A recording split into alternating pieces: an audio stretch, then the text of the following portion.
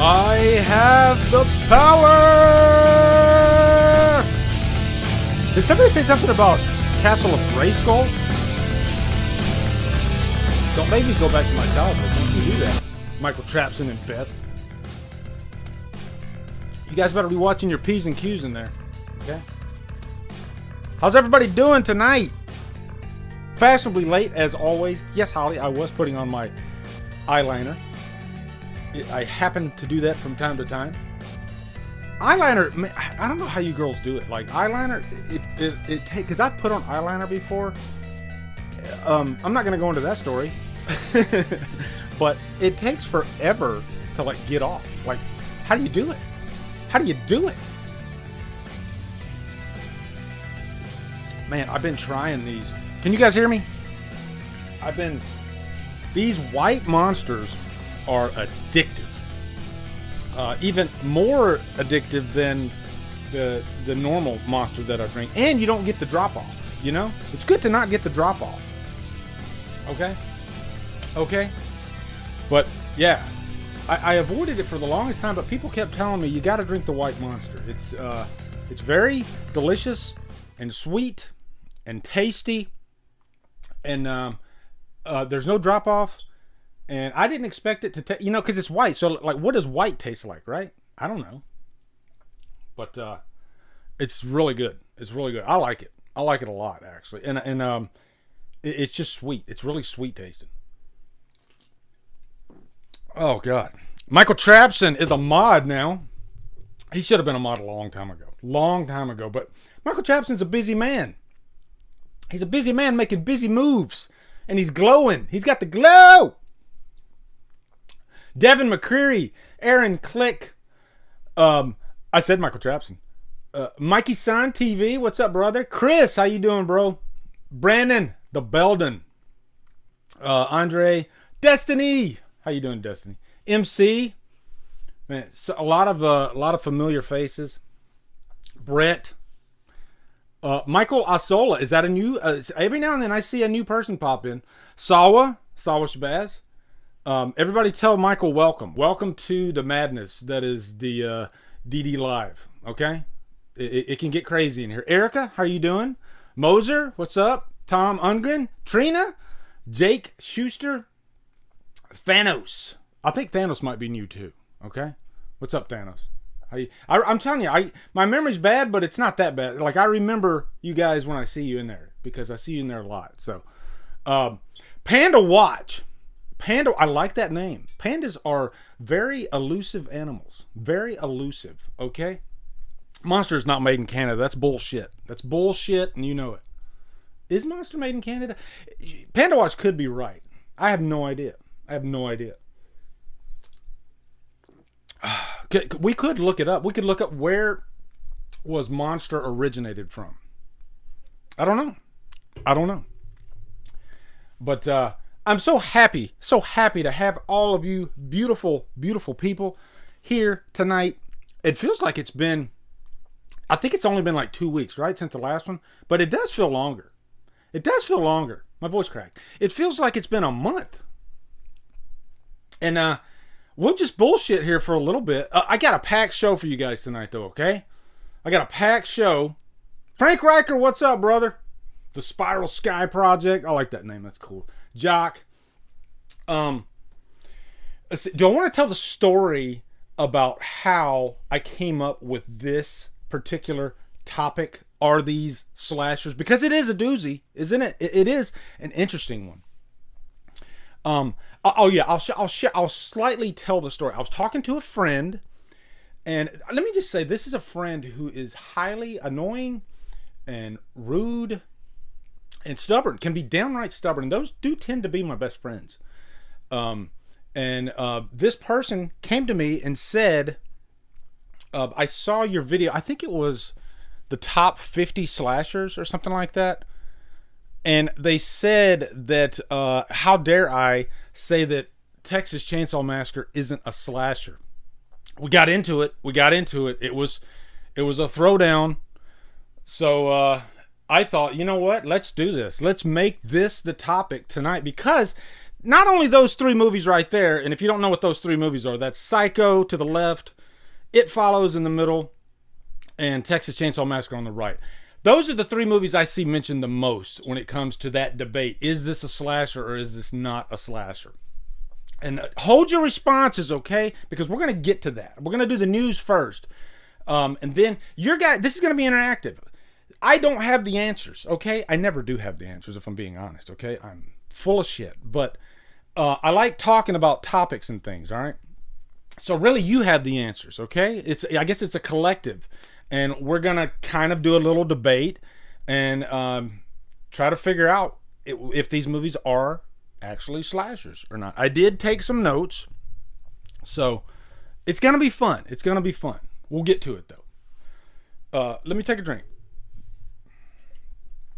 What do you guys got to drink? What does everybody got to drink? How you living right now? Okay? How you living? I was thinking back to like the first DDLive that we did. It was around the beginning of the COVID. Can I say COVID? I think I can. Doesn't matter.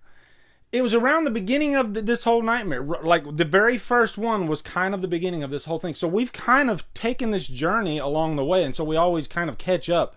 Where are we at in the world? And does it feel like to you guys, and your answer might be a little different because you are in different parts of the world, but does it feel like we're starting to crawl out of it a little, kind of like Eric Draven did at the beginning of The Crow when he crawled out of the grave and he did the scream? He's crawling out of COVID. You guys don't know that, but that's what he's doing. Do you guys feel like you're crawling out of it now, or do you still, in your particular location, feel like, when the fuck is this thing gonna end? Right? Down here in Florida, Jesus, I don't want to get myself in trouble. Okay, I am a Floridian, and we do things a little differently down here in Florida. Okay, I don't agree with all of it, but I will say I went to a local pizza place because I always get takeout. And it was freaking packed in there. Like it was like nothing ever happened, you know? And I'm not saying, I think that's fine. If you're vaccinated, hell yeah, go for it, man. Just be careful, because they got all these variants going around, but I'm not seeing like the news blowing up with all these new cases. So that's good. Holly says, I think we're getting there. Everything's open here. Nice. Are some of you like some of you in Canada? Are your theaters still closed? Because I think I've heard I heard like Jay on Bloodbath and Beyond say that their theaters were still closed. So I'm wondering, are they open now? I don't know. California is another one. I saw Kylie in there. California, are their theaters open yet? I think they are. Yeah.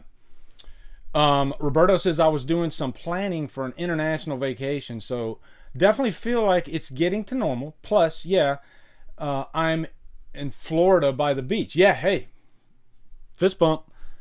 Folks have been wild for a bit. Yes, they have. Yes, they have. Some people, they pretty much stayed in Florida, they pretty much stayed the same the whole way, Jill, what's up? Says Haley, our theaters will be opening June 16th finally. Yes! There's a Canadian right there. There's a Canadian. Hell yeah. I know a few Canadians. I know a few. Okay? Very stubborn people. Okay. I'm just kidding. I love you, Jill. You're awesome. Okay. Flamethrower said, Florida, you say? I'd like to go to Florida at least once. Right? Trina says, does anybody feel weird walking around in a store without a mask, or is it just me? I'm glad you brought that up, because it felt good. Because I try to abide by the rules. I always had my mask on when I went into the stores all the way. And I tell you, the second that they said that if you are vaccinated, or if you're vaccinated, you can take the mask off. Oh my God, the mask literally was falling off as I read it. So I couldn't wait. You know, I want to abide by the rules, but I could not wait to take that damn mask off. I still wear it at work though. I still wear it at work all day, but it's getting better. It's getting better. It's nice when I come out of work, I don't have to wear it. Stubborn and correct. I don't know about that. It's a debate, right? It's a debate. Yeah. Okay. Okay. What do we want to do first? What do you want? You know what? I'm going to show this. Let me show this. Because, you know, I like to do show and tell on here, right? I did one of my unbox videos I did recently. And go to Carrie's Horror Corner on Instagram. She and her husband sent me this. And if you didn't see that unbox, then you don't have to, because I'm going to show it right here. But because this was pretty much the highlight of the unbox. But I'm still like in love with this thing. Like, she custom made this. It's got like, that's, I wonder if that's real blood. It'd be cool if it was real blood, but I told her just make it as dirty and ugly as you possibly can, you know, because that's what I like. I want my Jason mask to look like the end of the movie, not the beginning of the movie, right? And this is a part 6 mask, and it's evidence. It's even got like it's got the documentation filled out, all that stuff. It even says presumed dead on it. Really cool. But yeah, I love this thing. This is awesome. So I'm definitely gonna have this on my backdrop here in the future. It's so cool. What did Frank say that's gross? I gotta see. Have you guys ever seen pictures of people who used the same mask since this pandemic, all brown and shit? Holy crap, that is gross. Like, if I wonder now, do you guys like change your mask like every day? Or like once a week? Or do you, I mean, you could fess up. Have you used the exact same mask the entire pandemic?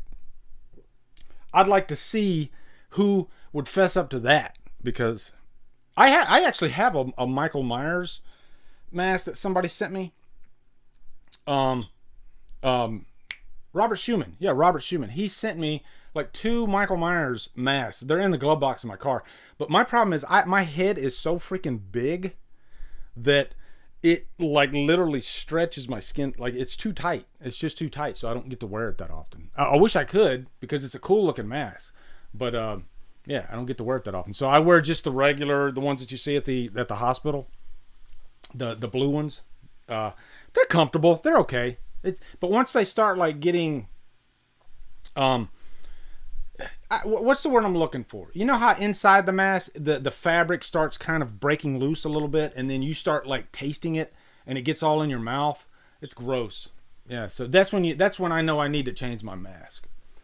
But Destiny says she uses I would use reusable ones every couple of days. That's good. I wonder which horror director will make the best movie about COVID. Michael Leonard. That's the question too. Like, when is there going to be a big movie about COVID? Because I'm sure that's going to happen eventually. You know, I'm sure that David Fincher's probably going to make a movie about COVID. I can see it happening. I wonder if a horror director will take COVID, like that premise, that landscape, and, you know, make a horror movie around it. That'd be kind of cool. You know, I mean, because it felt like we were in a horror movie. It just we weren't. I guess some people did die, right? A lot of people died. Shit. So, yeah. Blue disposable ones. Dave Vanderhoff, how you doing, brother? Hell yeah. All right. We got. So I was trying to pull up my Spotify, but this new computer I got, it is a little. And I think it's not the computer. I think it's the Windows updates. Any of you guys that use Windows 10 out there, are you getting like constant updates lately, and then you can't do certain shit on your computer because of these damn updates? They fuck up your computer. Because I can't use my, like, you know, down at the bottom left of your screen you can type in a search. Now I can't do that. I click on it, but nothing happens. It's so goddamn annoying. So it sucks that I can't use my Spotify. You know what? Remember what we used to do back in the early days of DDLive? We'll do that again right here. Hold on. I got a song I want to play. Hold on. It's been on my mind. Ooh, that's a good one. Let's see how this sounds. Okay. This is one of my favorite 80s songs. Yeah, we'll just yeah, here we go. We'll try this one.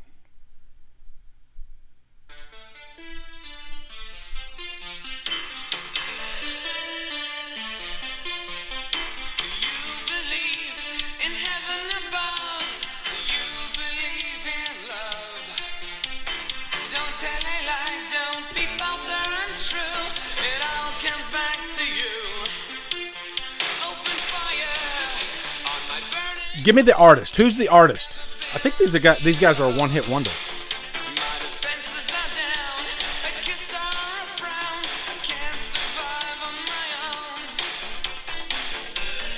What's up, Gary? From the UK.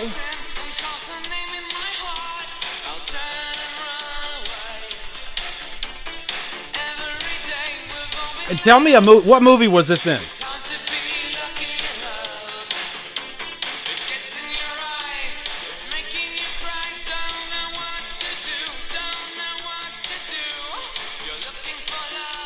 Everybody together now. Send me an angel. Not the Pet Shop Boys. What's up, Isaac?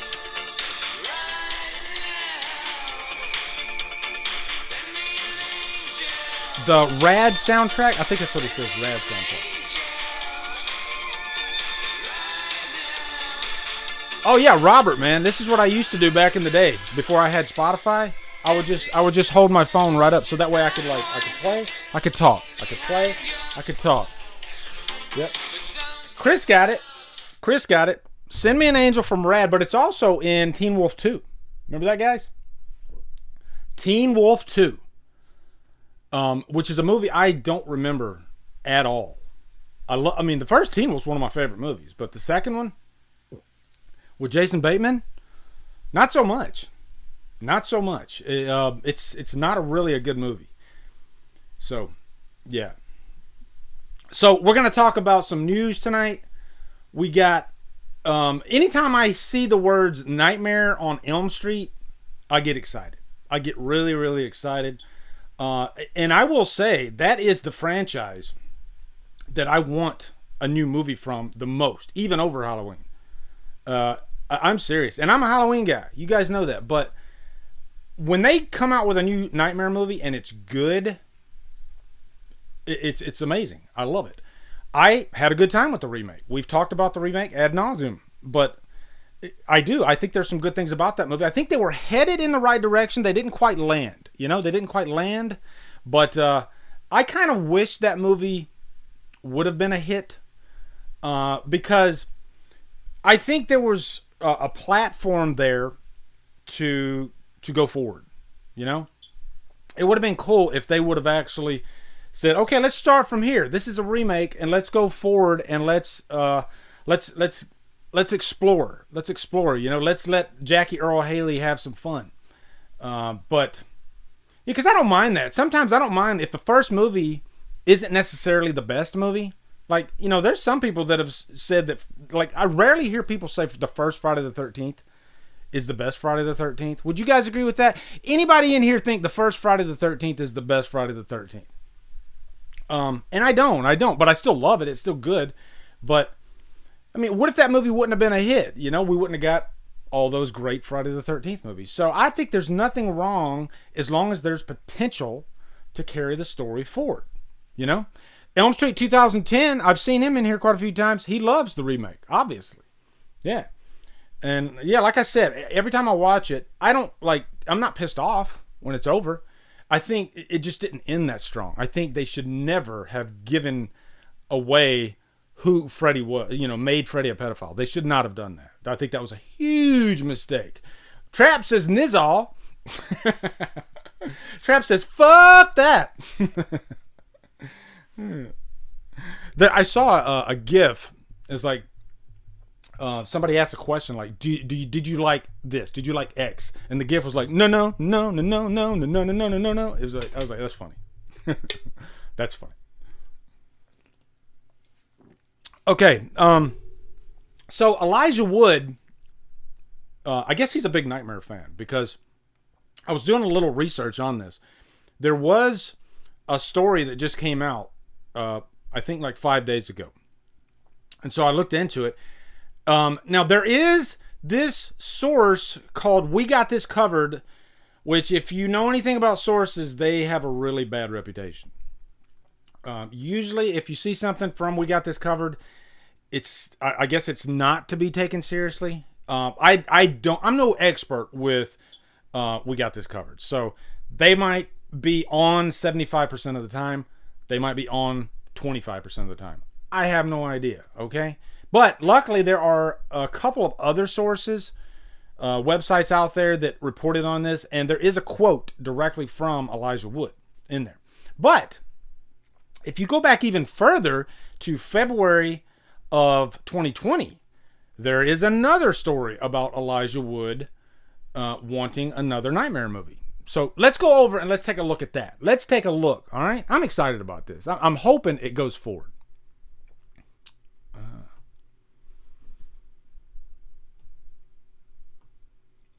Let's see if this works. What are you doing, you goddamn computer? My computer's acting really weird. And this is a new computer. There it goes. Okay. So this, what you're looking at right now, is the 2020 story. So we're going to start at the beginning, and then we're going to work our way forward. Okay? Start at the beginning, work our way forward. All right. Hold on, I got another super chat here. Hold on, let me get this real quick. Okay.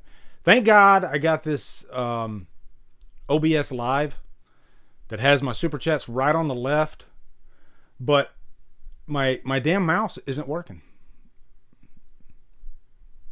This is weird. My mouse is, I don't see my mouse. This sucks. Hold on.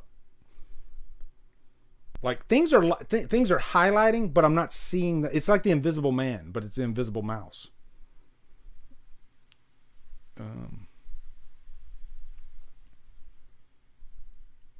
Let me minimize here. Let me see if give me a second. I'm gonna see if I can figure this out, guys. Okay. I am not liking what's going on with my damn mouse.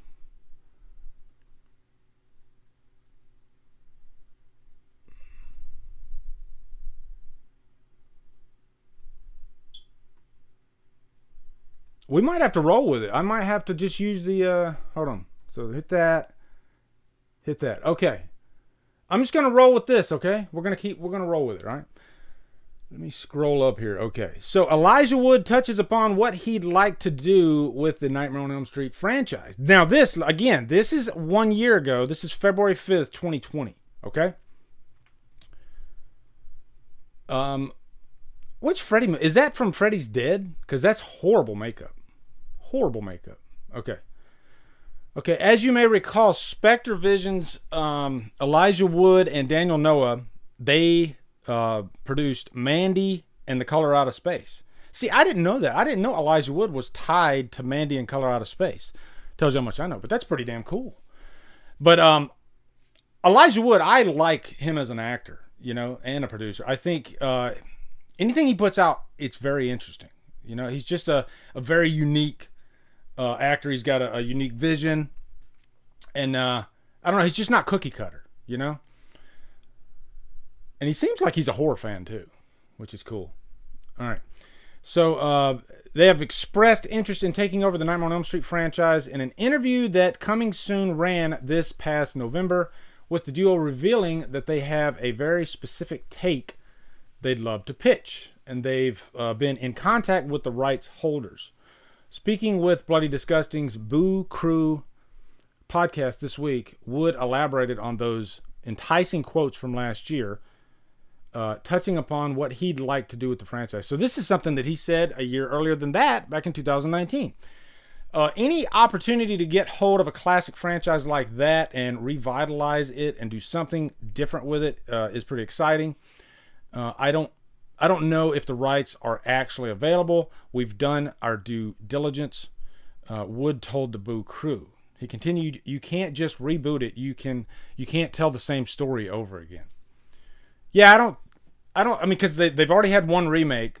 So I guess my question for you guys is, where should they go? Like, should they do a remake, or should they spring off of, you know, should they Halloween 2018 it and spring off of the first movie? I guess it would be not quite 40 years later. It would be 37 years later. So by the time it's made, though, it would be probably almost 40 years later. What do you guys think? Let me know in the chat. I'll keep reading. All right. And also, side note, I thought somebody already got the rights to Nightmare. Am I wrong on that? I don't know. I'll keep reading. I'm thinking out loud. Okay. I'm thinking out It's already been done. You can't do... Okay, I read that already. Hold on. I think you bring Freddy along for the ride initially, but you have to go somewhere else with it because it's such a well-trodden ground.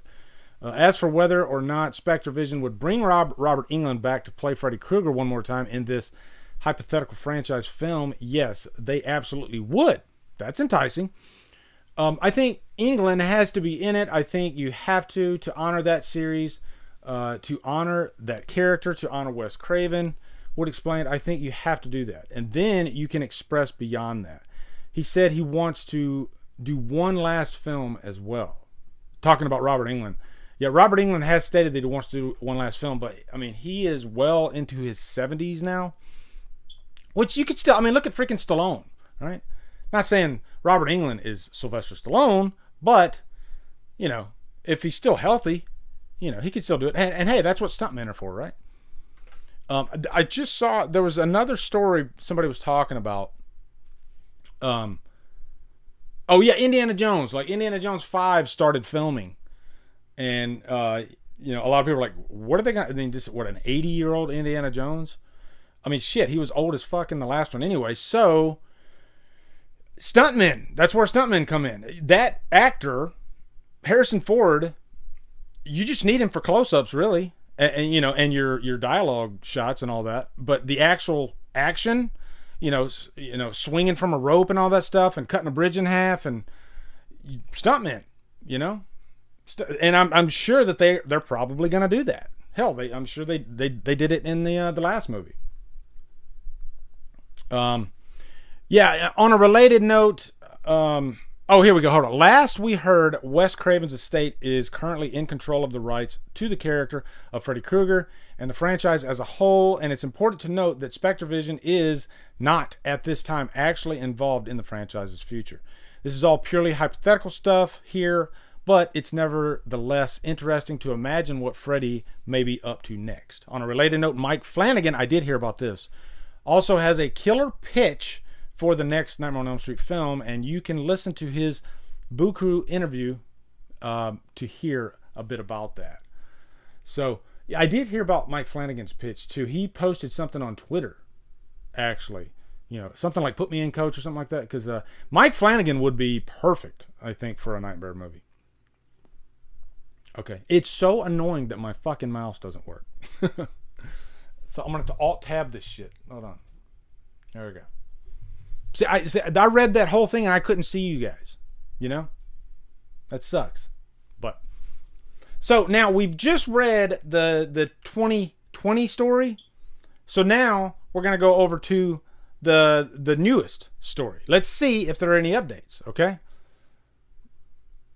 So now let me Alt-Tab it again. I've never had to do this before, but you know, the show must go on, right? The show must go on. Okay. So if I go up here to the top, let's see. There we go. Okay.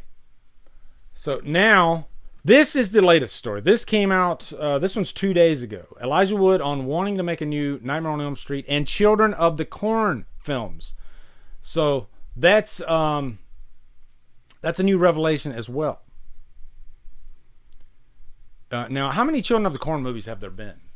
I've only watched the first one. I love the first movie. I haven't given the sequels a chance at all. They look very low budget, and I don't really hear anybody shouting at the mountaintop, you got to check out Children of the Corn 6. You know, so until somebody comes up to me and says you have to check this movie out, I'm not even going to bother. You know, it just looks very, very low budget. But I do like that world that Stephen King created. It is an interesting world. Let me know if any of you guys have actually watched any of the sequels to Children of the Corn. I'm wondering why Elijah Wood is so adamant about getting that property as well. Okay, as you may have heard, Elijah Wood has been wanting to produce a new Nightmare on Elm Street film through his production company Spectre. Doesn't this sound exactly like what I just read that was from a year ago? Okay, so this is something that he has not given up on, and he's now saying that he would also like to produce a new adaptation of Stephen King's Children of the Corn. When asked about Nightmare on Elm Street during an interview with CB, Wood said, "We personally have talked a lot about internally, Elm Street, and how incredible it would be to play in that universe again and see that universe. To see Freddy Krueger and just that concept be explored again. That's something that we're fascinated in. Obviously, that is not a lesser known, smaller thing that should be remade into a big one. But another one that I feel is exciting, I know that there's already a remake coming out, but we still really love Children of the Corn. So there is a Children of the Corn remake coming out. Okay, news to me. I didn't know that one. I feel like that would be an exciting thing to do from the ground up, taking it from the novel, not remaking the movie, but actually taking the short story and fleshing that out in an interesting way. I wouldn't mind seeing Wood bring in a creative team to make new films out of these horror properties. I'd like to see what his vision for them would be. When previously talking about A Nightmare on Elm Street, he said, you have to bring Robert Englund back for one more film. I think especially if you're going to open up a new franchise and take it in different directions, you have to establish in it, you have to establish it with him, and then you can move on. I don't think it's interesting to tell the same story over and over again. We don't need another origin story of Freddy Krueger. I don't think it should even really be so much about Freddy. Oh, that's interesting. I wonder what he means by that. Because I guess you could take the whole dream world premise. Is Freddy Krueger the only guy that has the power to enter children's dreams? Very interesting. I've never thought about that. But yeah, what if there's another guy that can do it? And what if that guy ends up in the same world as Freddy? Holy shit. Could be interesting. Could be interesting. I'm going way too far down that rabbit hole, though. One of my favorite movies, and not something I necessarily want to remake, but one of my favorite movies that was direct to VHS during the great direct to VHS horror explosion of the 1980s. There's a movie called Truth or Dare, A Critical Madness by Tim Ritter. Never heard of it. I think it sticks out in my mind because I saw it when I was 6 and it just left an impression on me. But I genuinely love it, and I've introduced to so many people, and it has its fans. It is not that obscure, but I don't know that I'd want to remake it. When I think about these lesser known movies, that one always really sticks out special as a special gem. Which is my question for you guys. What is a lesser known movie that like nobody ever talks about that was kind of like something from your childhood that you really liked? I think for me, there was a movie I used to watch when I was a kid called Time Bandits. And Time Bandits is kind of like a cult type movie. I'm sure some of you have heard of it, but that's one I used to watch in like the early 80s when I was a kid. What's another one? There was another one. I used to watch the cartoon of The Lion, the Witch, and the Wardrobe. And when Aslan like dies at the end, I remember I was a kid and I started crying. But yeah, that's a really well done cartoon, animated movie. Yeah. So I've actually seen that movie, Truth or Dare, Critical Madness. It's one of the several horror films that my friends and I rented from a video store during our teenage years. Have you ever seen it? Okay. What do you think about Wood wanting to make new films for A Nightmare on Elm Street and Children of the Corn? So, one thing that we have learned here is that the rights are like, he hasn't like obtained the rights or anything. This is still just kind of a pipe dream. I hope he can get his team can get the rights. I mean, hell, they've done Mandy and they've done Color Out of Space, and both those films are excellent films. I'm sure some people might find, hell, both of them a little polarizing because they are very unique films. I feel so good because I can see you guys now. So I don't like being over on the article when I can't control my mouse. But yeah. Let me read some of your comments here. The Last Dragon was a huge... Oh, yeah, I used to love Barry Gordy's The Last Dragon. I loved House on Haunted Hill, 1999. Felt like... that was Erica, bro. I can't go back up. Damn it. You guys are going too fast. Curse of the 49er. Never heard of that one, Destiny. Adventures of Baron Munchausen was a cult film growing up. George Hellman. Indigos' Videodrome. Mandy is good. Kenneth. Erica says, if they're talking really young, the Dark Crystal I watched as a kid freaked me out. I've heard of the Dark Crystal. Explorers and Toy Soldiers comes to mind, Beth S. Did I ever see Toy Soldiers? Beth, we were talking about Toy Soldiers too not too long ago, weren't we? That's the one with Sean Astin, I think. Yeah. House remake was pretty solid. I don't think I saw the House remake, from being honest. I don't remember it. Yeah. So what do you guys think about this, the Nightmare on Elm Street story? It feels like we're still kind of, like the needle hasn't moved. That's what it feels like. And it's crazy to me that like a property that is as big as Nightmare on Elm Street is still not moving. But I mean, hell, at least we know why Friday the 13th isn't, because of the lawsuit. But yeah, it's weird that both these movies, both these properties, there's nothing happening. It's crazy. Flight of Dragons, Panda Watch. I have never heard of Flight of Dragons. I'll have to look up that. I used to watch one of the ones I used to watch too was The Incredible Hulk, the TV show. But everybody knows about that. But I mean, that was my childhood. I used to watch that show religiously. I thought Bill Bixby was the greatest actor that ever lived, and he was amazing in that show, you know. And I remember like when they offered the show to Bill Bixby, he was like, I don't want to do a freaking comic book movie or a comic book show. This is silly. And then they told him, it's like, no, but this is the Incredible Hulk. This is a guy who has these demons, you know. He's constantly fighting this beast within. And as an actor, there's actually a lot to dig into that. And so Bill Bixby thought about it, and he was like, you know what? It's actually a pretty good point. And so he ended up doing, and that's the role that he is the most famous for, as David Banner. They called him David, not Bruce, in the show. But yeah, that was my show growing up. I loved it. Kylie says, if Scream 5 is a hit, I'll bet a new Nightmare movie will be fast-tracked. Well, who is distributing Scream right now?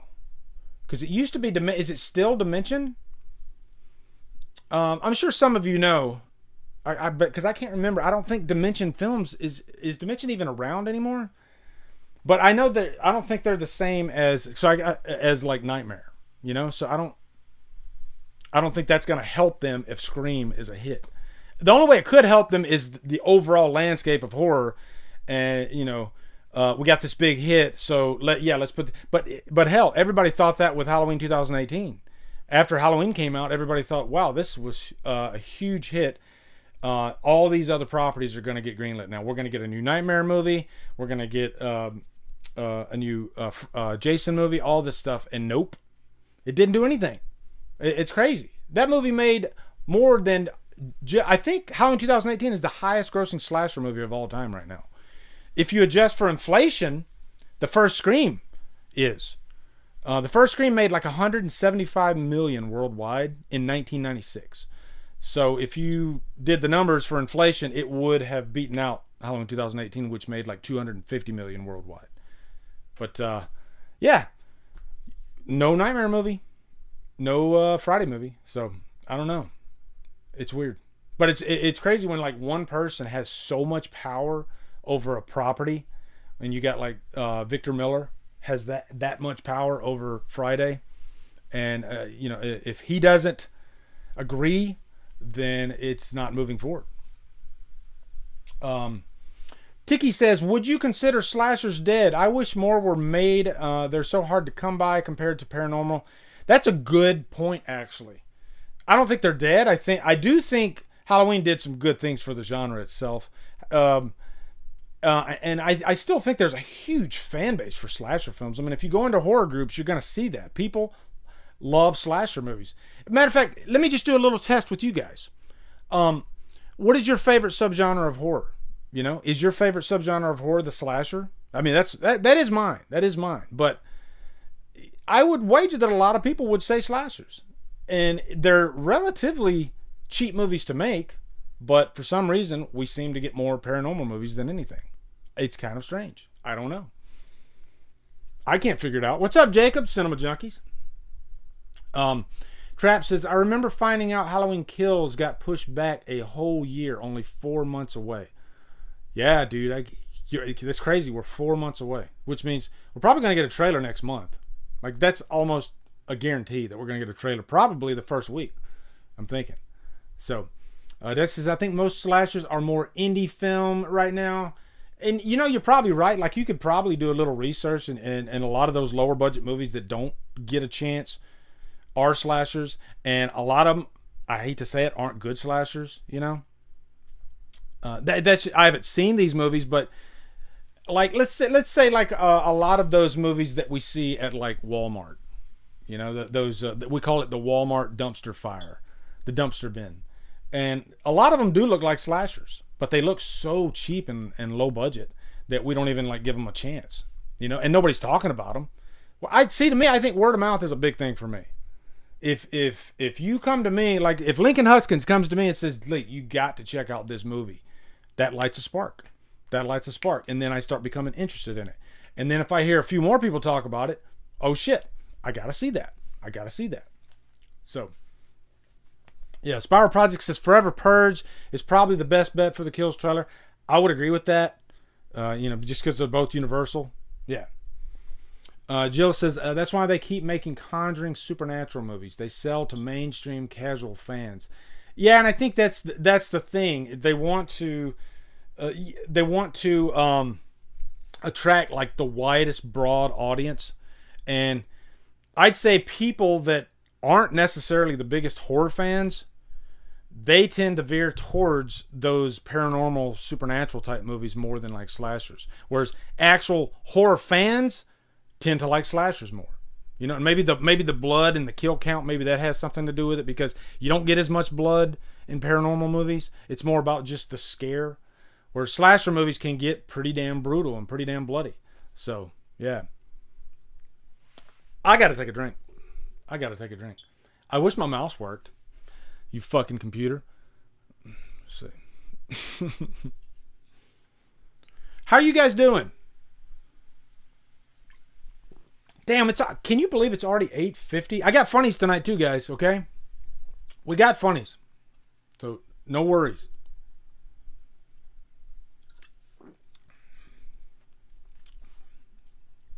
Slashers are definitely my favorite subgenre, Sawa.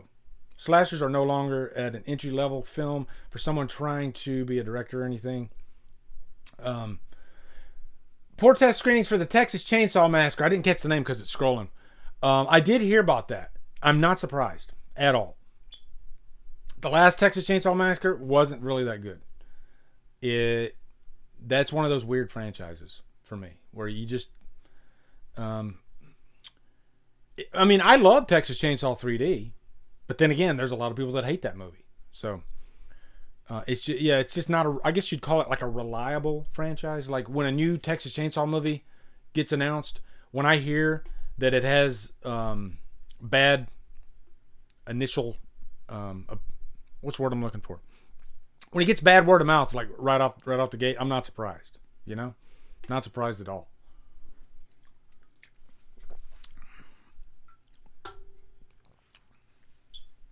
Okay, let's go to the next story. The next story is Christine, and the question I want to ask you guys is,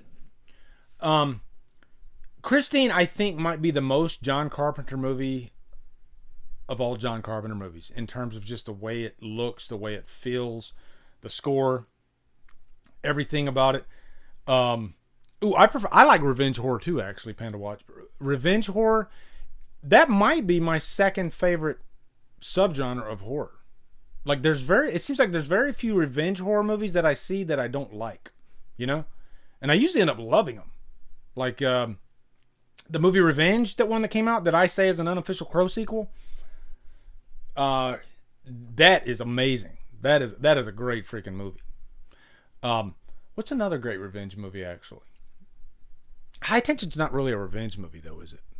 No, High Tension's definitely not a revenge. It feels like it could be a revenge movie, but it's not. Help me out, guys. What's some good revenge movies? Damn, why am I drawing a blank? And there's a million freaking revenge movies out there. A slasher horror connected cinematic universe. Hold on, let me go here. Oh, here we go. Tiki says, do you think we could ever see a slasher horror connected cinematic universe? I think due to the success of the MCU, that would work and be very cool. Yeah, but it'll never happen. The thing with the MCU is Kevin Feige owned all those. When he first started thinking about a cinematic universe, he said, okay, what properties do we own? We own Thor. We own Iron Man. We could borrow the rights from Universal for the Hulk. We could work out that deal. But as long as we don't have too many of these guys that we have to work out deals with, we can make it happen. We own Captain America. If you own all these properties, if you own 3 of the 4 Avengers, then there's a good chance you can make that happen. But with horror and with all the, the big slasher icons, like Michael, Freddy, Jason, Leatherface, Chucky. See, Chucky's Universal. Right now, Halloween's Universal. Leatherface, I think, is Lionsgate. Correct me if I'm wrong, guys. Nightmare is New Line, or maybe Warner Brothers now, because it didn't Warner Brothers absorb New Line or something like that. Friday is back to Paramount. So yeah, there's no way. There's just no way in hell. I'd like to see it. It'd be kind of cool, but you see how hard it was to just put Freddy and Jason together, and at the moment they were under the same umbrella.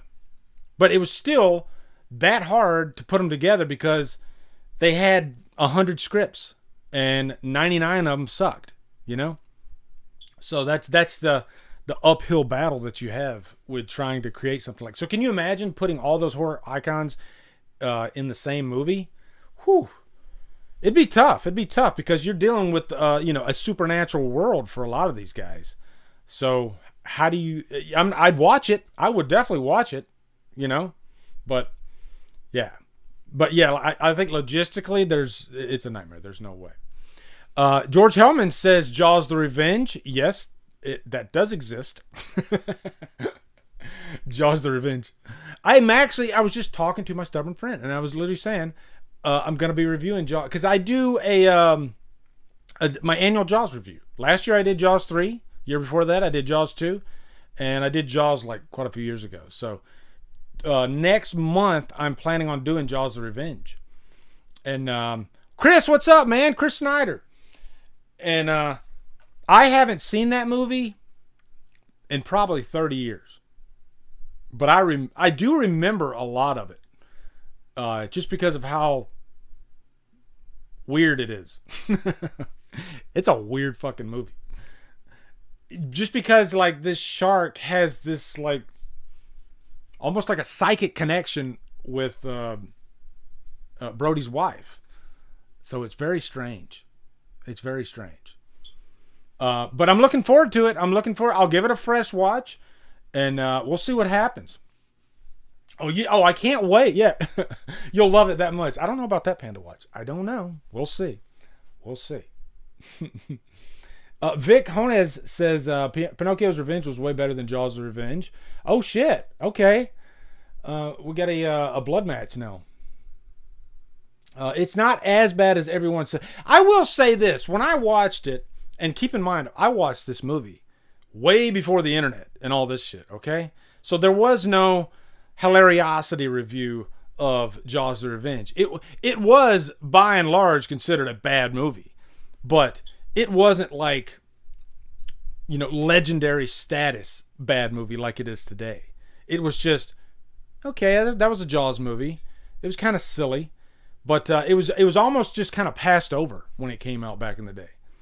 And when I saw it, I wasn't like, whoa, that's the worst thing I've ever seen in my life. I was just like, damn, the Jaws movies just got worse and worse. That was pretty much my reaction to it. But I'm looking forward to watching it again, though. Because even last year when I did Jaws 3, that was the first time I saw that movie in probably 30 years. And I liked it. I ended up enjoying Jaws 3 quite a bit, actually. So, and Jaws 3 is so different in feel than Jaws 2. Sometimes I feel like I might prefer it. I don't know. There's a lot to laugh at in the movie, but it's a fun time. It's a fun movie to watch, Jaws 3D. It is. So, and here's the thing about Jaws 3 is one thing I learned. Don't watch it in 3D because the 3D is kind of bad in it, really bad. There's only a couple scenes where it's like right there, coming right at the camera, but it looks so fake. And I watched it in 2D and found myself enjoying the movie a lot more. So I'd recommend, if you haven't seen Jaws 3D, or if you haven't seen it in a long time, watch it in 2D. 2D. Trust me, okay? Trust your Uncle Lee on this one. All right? Yeah. Let's get to, we got to get to this other story, and then we're gonna do some funnies. Okay? Yes, Ryan, the burning is good. Okay. All right, so what am I doing here? What am I doing? Okay, I'm going. Oh yeah, I'm on news. All right, let me go to the other page. Hold on.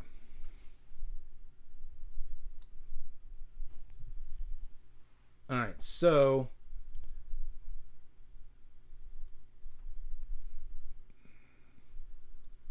you fucking mouse! I swear to God. Hold on. Let me tab this over.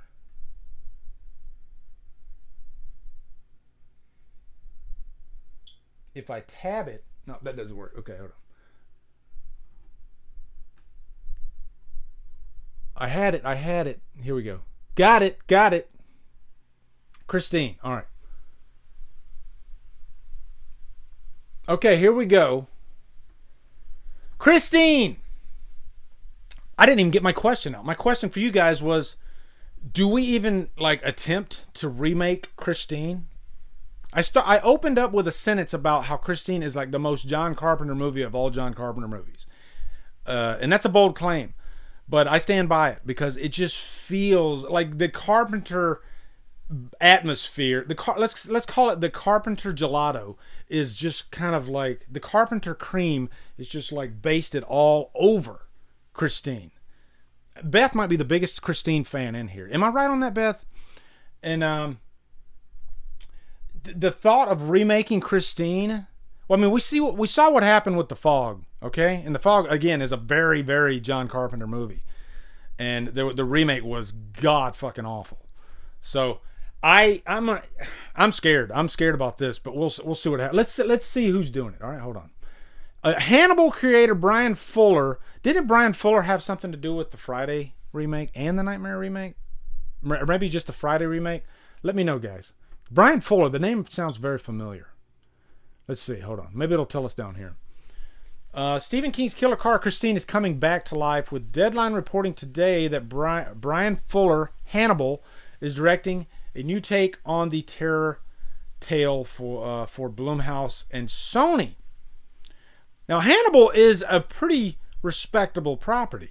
Okay, the TV show, Mads Mikkelsen, really well done actually. So that's a bright spot.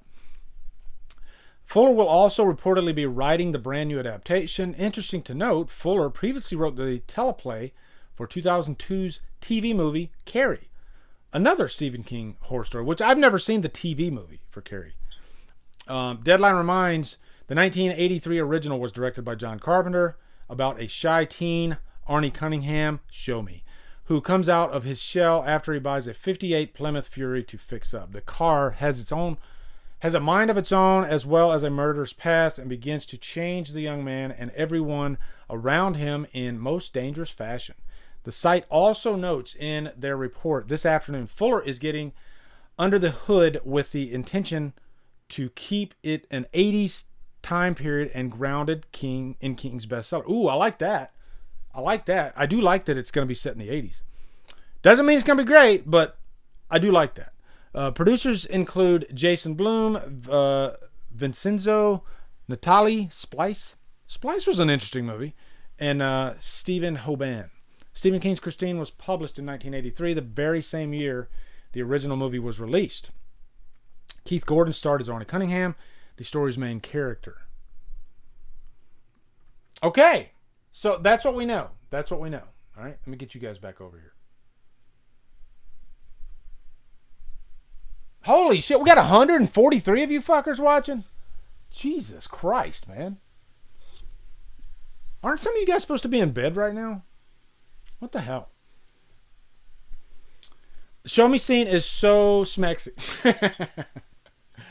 that is one, like, that's a very smexy scene, for sure. Okay. Maybe I should stay on this page. No, I like to go over the other page. Hold on. There we go. Yeah. No freaking CGI. Yeah, I agree. I mean, I think it was really cool how Carpenter. Oh, let me switch over to here. Hold on, if I can. Fucking. There you go. Sorry. I'm cussing at my. I don't know if you guys know that about me, but I do cuss at my computer. If it doesn't play nice, I put it in the corner. Okay, I do. I put it in the corner. I get mad at it. All right, because there's no time. There's no time for grab ass around here. All right, we got work to do, and don't fall behind. All right, that's what I'm talking about. It's only 6 p.m. Oh yeah, Kylie, that's right. Everybody isn't on my time zone. Are some of you guys from over the pond? I wonder. Are some of you guys like night owls? Yeah, 2 a.m. Robert Bradley. Okay, cool. I like that. Play that music video, Lee. Yeah, I like that idea. Let's do that. Hold on. Let me see if I can. My mouse just started working. What the fuck is going on? All right, hold on. Please stay working. Okay, we'll watch that. Hold on. I like that. That's a great idea, Beth. Hold on.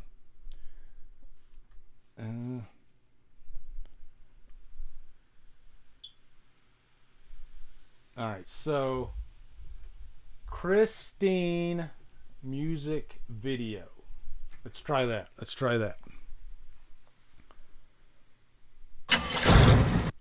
Okay, and then let's get you guys over here. God, I'm so happy. Isn't that weird how I just like chastised my computer and scolded it, and now the mouse is working? It's like it got back in, it got its shit together. Okay, so let's go back over here. Yeah. Let's do this. You guys are going to dig this, okay? This is cool.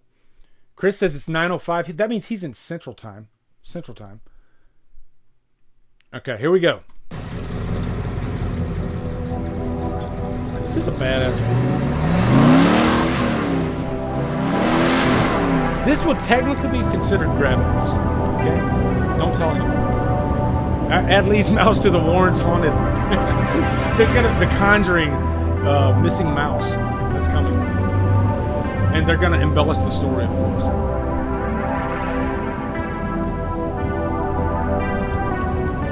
This is badass. You guys are going to like this. This is a treat, okay? This is what I call a treat.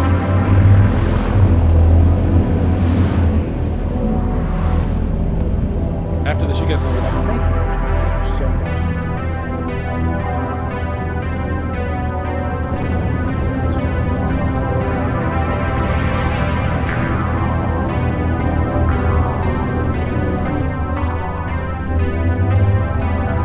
And it's a completely new take on the theme too. It's not just the theme from '83.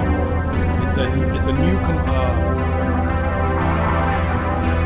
what the composer?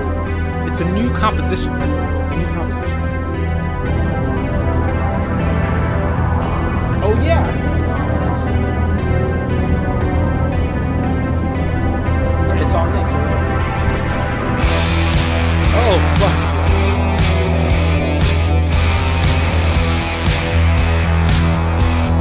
Yeah, it's the last song.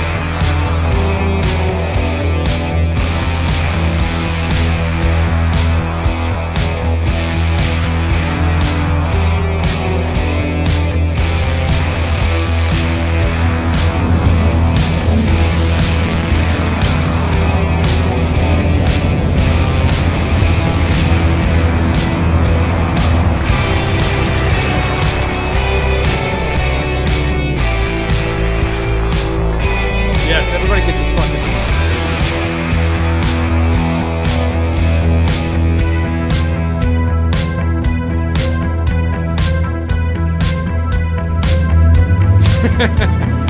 Everyone shake your booty. I'll do it.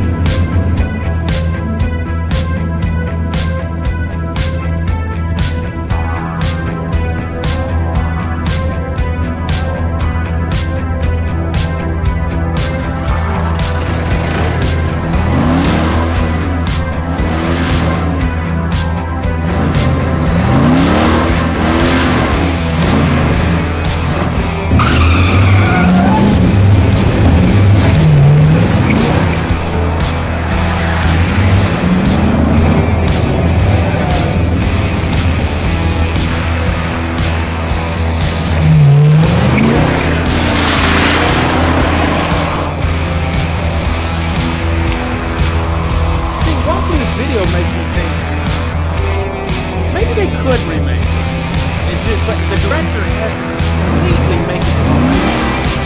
What do you guys think? Because, I mean, this isn't like... Let's update it, you know? Then the DeLorean shows up.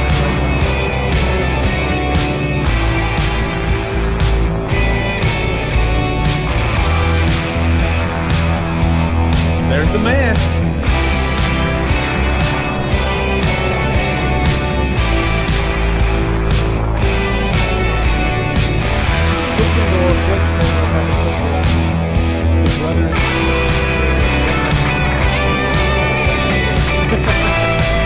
We're getting there. That's next.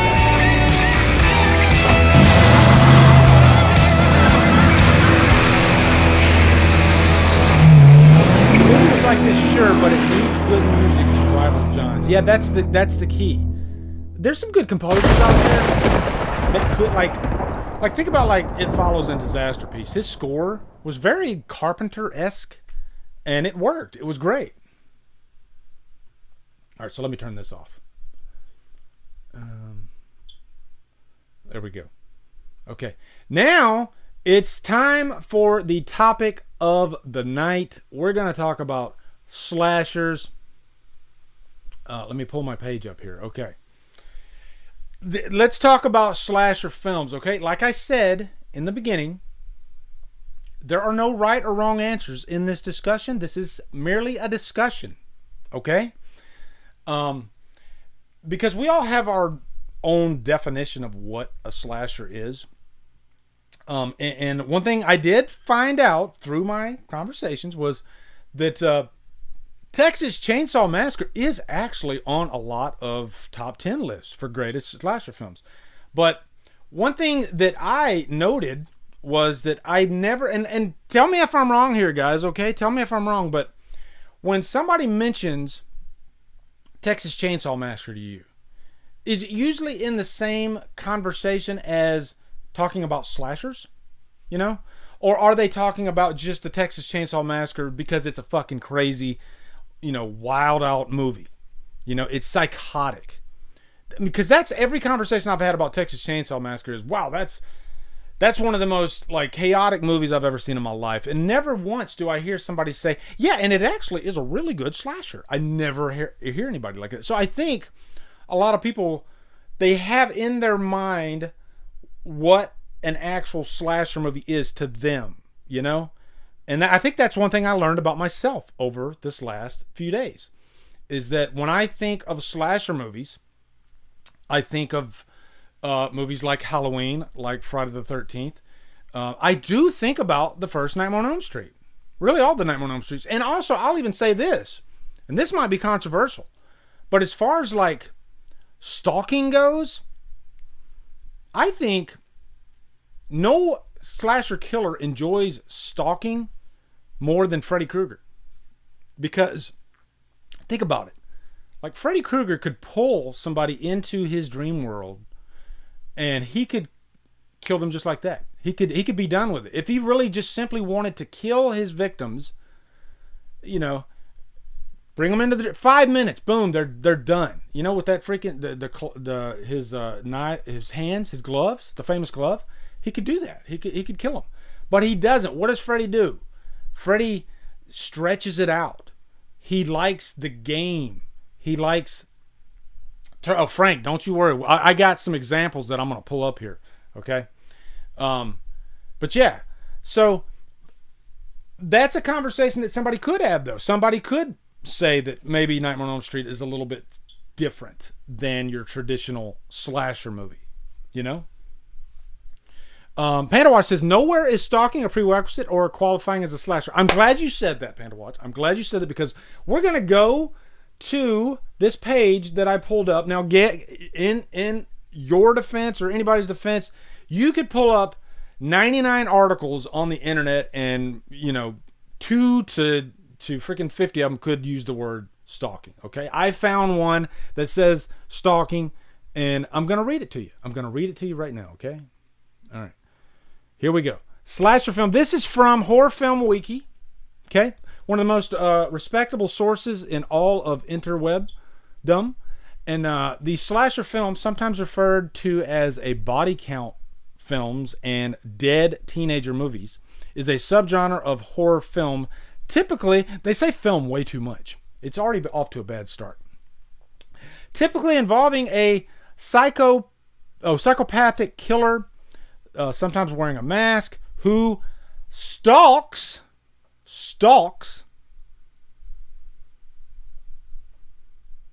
and graphically murders a series of adolescent victims in a typically random, unprovoked fashion, killing many within a single day. And how does he do that? He stalks them. In this article, a historical, do you guys say historical or do you say historical? Okay. Do you say your H's or do you just drop them? Do you drop your H's, guys? Let me know. A historical approach to the slasher film, 2014, Satiris Petritis, Greg Pekitis. You guys ever watch Parks and Rec?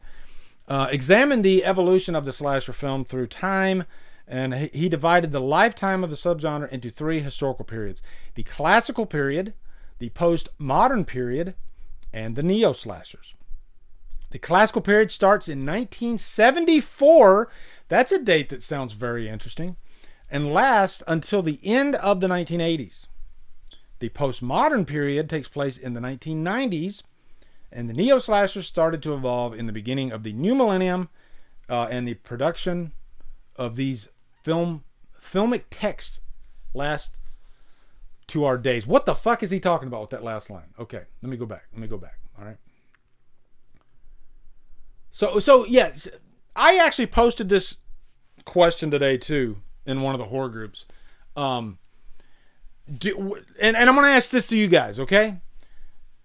Is stalking synonymous with slasher movies?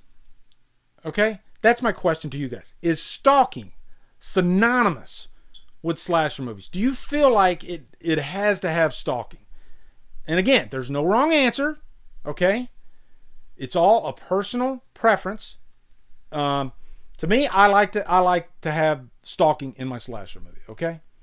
And I'm glad I had this conversation recently because it opened my eyes to the question. You know, I've never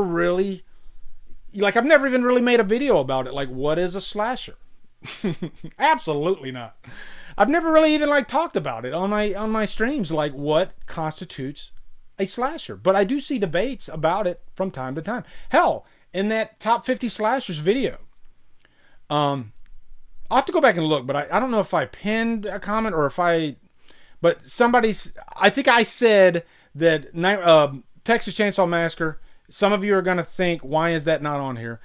I personally don't consider Texas Chainsaw Massacre a slasher movie because there's no stalking, okay? And again, that's my preference. I like stalking. So that's why I didn't include it. When I'm watching Texas Chainsaw Massacre, I don't feel like I'm watching a slasher movie. I feel like I'm watching what I like to call psychotic horror, okay? That's like a genre of horror that's completely different. Psychotic horror is like high tension. High tension is psychotic horror. Just crazy, chaotic, batshit, backwoods horror.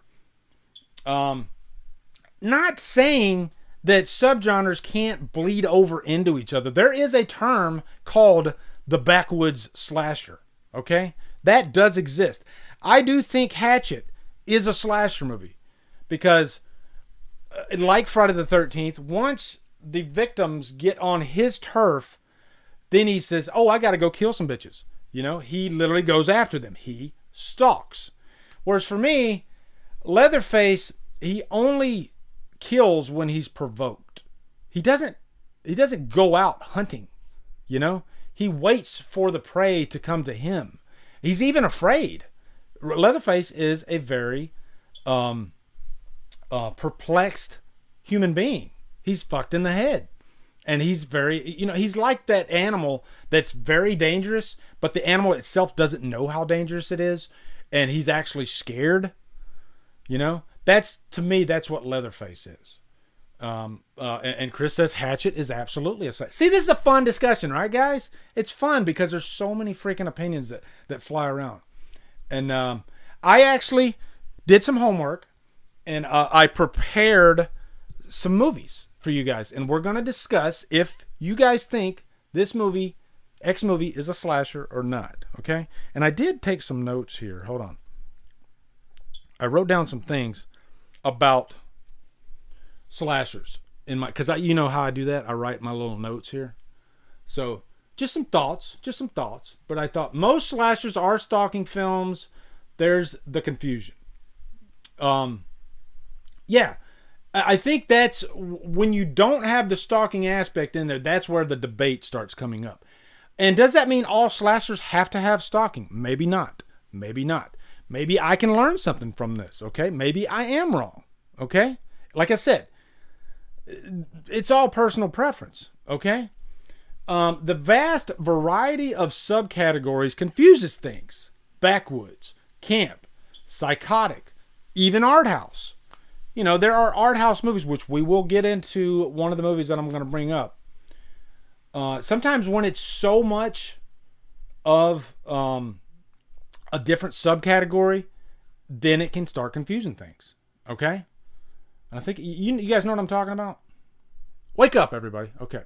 And I said this already. I never hear people associate Texas Chainsaw Massacre with the term slasher. I don't. I just don't. I never hear it. Doesn't mean it's not a slasher. Obviously it is, because there's so many lists out there on the internet stating that it's in the top 10 greatest slasher movies. So what the fuck do I know? Okay. I was kind of surprised by that. I didn't expect that. Because in my conversation I was having with my friend, I was like, let me just go do a test. Let me go see if it's actually in the first freaking one that came up. I felt embarrassed. Sure enough, there's Texas Chainsaw Massacre. What the fuck? Okay. What the fuck, Chuck? All right. So let's go to some movies, all right? Let's talk about some movies. Let's keep the conversation going. And you tell me if you think this movie is a slasher movie. Let me take a drink. Am I out of my Monster? Damn it. Motherfucker. And I shouldn't drink 2 Monsters. That's bad for you. Okay. One thing's cool about this OBS Live too is like it tells you if like people subscribe to you. Like Miguel Alejandro Anaya Rivera, he just subscribed to my channel 22 minutes ago. Thank you, Miguel. I appreciate that.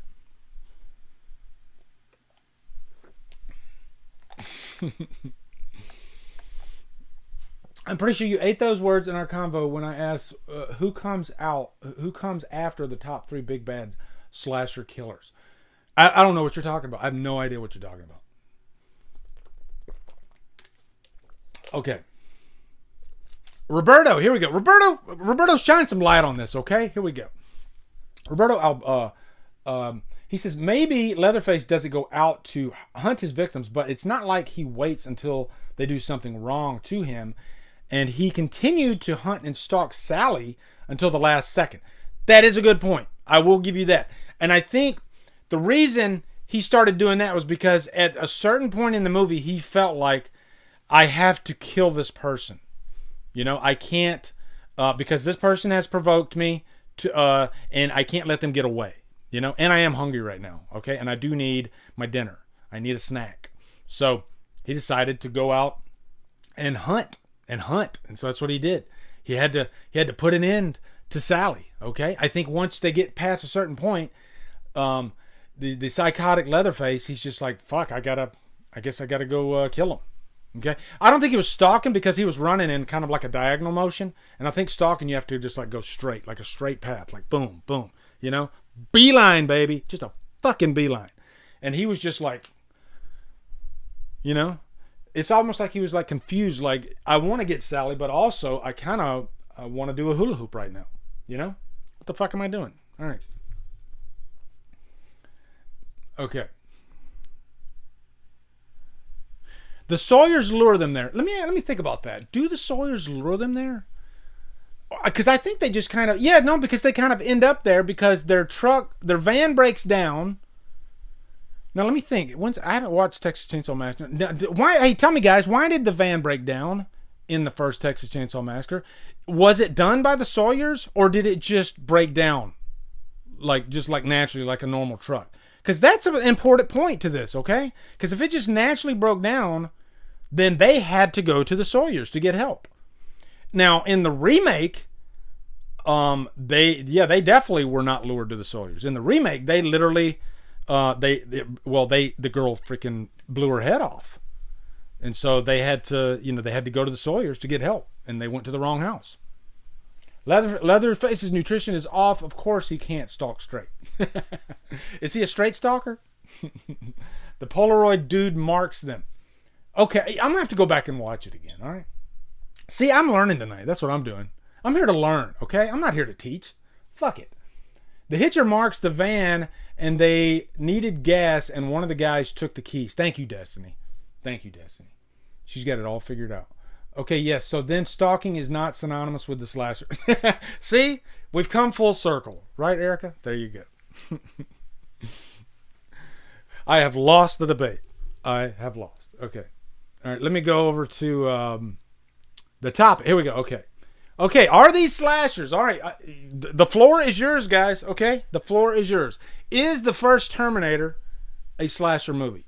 Okay? They were looking for gas. And is Franklin the most annoying person in all of horror history? Okay?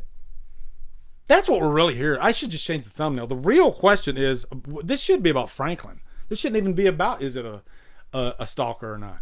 Or a stalker. Why did I say stalker? Is it a slasher or not? I guess that's a subgenre of slashers, the stalker slasher. Okay? Oh my God. Are you serious, Desi? You've never seen the first Terminator? Are you guys going to set her straight, or do I have to? That's crazy. How could you not have seen the first Terminator? It is one of the greatest freaking movies I've ever seen. Okay? I'll say it right now. Terminator is amazing. Amazing. I think it is a slasher too, Chris. I definitely think that, because he is definitely stalking. There is no question about it. He comes back from the future to kill Sarah Connor. If that's not stalking, I don't know what it is. If that's not a slasher, I don't know what it is. That is definitely a slasher. It's a sci-fi slasher, but yeah, definitely a slasher. I'm seeing most of you guys are saying, yes, it is a slasher. But Beth will tell you too, one of the greatest freaking love stories ever created is The Terminator. Am I right, guys, or am I right?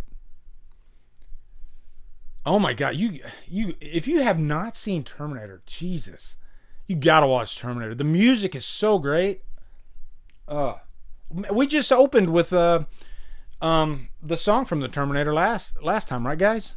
You've got me burning. Remember we did that? That was fun. I love that song. Damn. Fuck it. Let's play it. Hold on. There we go.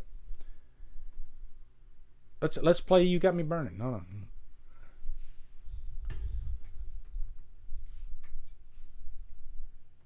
Everybody get ready to party, okay? Because I too like to party.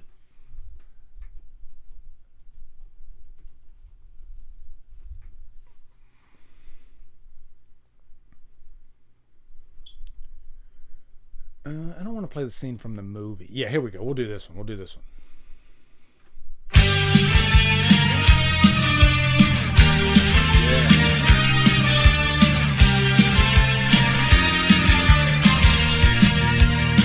One of the greatest scenes in movie history right here. It's the nightclub scene.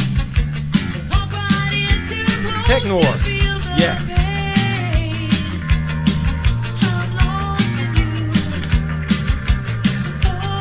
Partying right now. Right fucking now.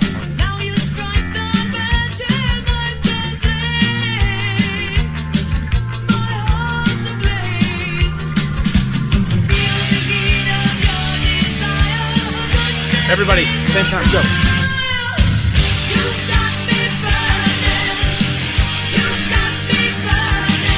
What degree?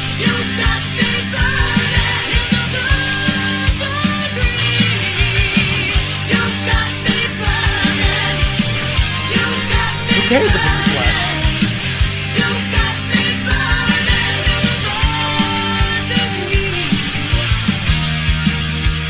Okay, that's all you get. You just get a little bit, all right? Hold on. Okay, isn't that song great? I freaking love that song. Best love story, high tension. That's a good love story for sure. Definitely a good love story. Okay, so I think the consensus is everybody thinks the Terminator is a slasher. So I think we're going to move forward. Okay, we're going to move forward. Here we go. Let's move forward. Next one. Here, this is an interesting one. Okay, are you ready? Boom. That is Jaws 2. Is Jaws 2 a slasher? That is the question. I love Jaws 2. Because it does feel like a slasher because it's a bunch of teenagers and they're all stuck out in the ocean, and Jaws is just like circling them saying, I'm going to eat you. I'm going to eat you. I'm going to eat every fucking one of you. And there's nothing you can do about it. You know, that's what's cool about Jaws 2. It's not, it's like everybody, it's like a buffet. Like everybody's right there ready to go. And so I knew we'd get, here we go. So Chris says yes. Panda Watch says no. No. Jaws 2 rocks, slasher or not? Yes, no. Jaws 2 is a shark killer? Yes, yeah, no. No. Monster flick? No way, no way. Wow. So yeah, got a lot of mixed opinions on Jaws. Okay, only saw Jaws once. What the fuck, Kylie? Has more.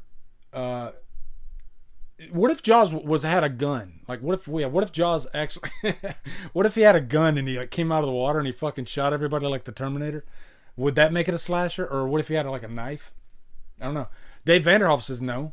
Aaron Click says no.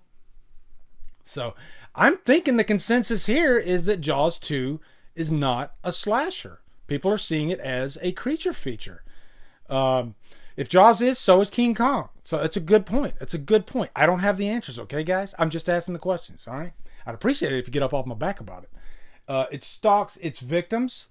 Yeah. Once they're in the... See, that's what I think. That's why I always say Jaws 2 is the slasher movie, because once they're all in the buffet, he's fucking stalking, okay? Jaws 2 is Nightmare on Elm Street before that movie was made. Paranoid leader... Burnt face off. Yeah, you're right. Yeah, he is the Freddy Krueger of sharks. Very true. Very true. Thank you, George. I like that. I like that statement. Yeah. No. So I'm thinking the consensus to you guys is that Jaws 2 is not a slasher. I think it's close. There's a lot that say it is, but yeah. So I disagree with you guys, and whatever. Right? Who cares? Fuck it. All right. Let's go to the next one. All right. Here we go. This one, we're going to get controversial right here, okay, guys? You ready for this? Psycho.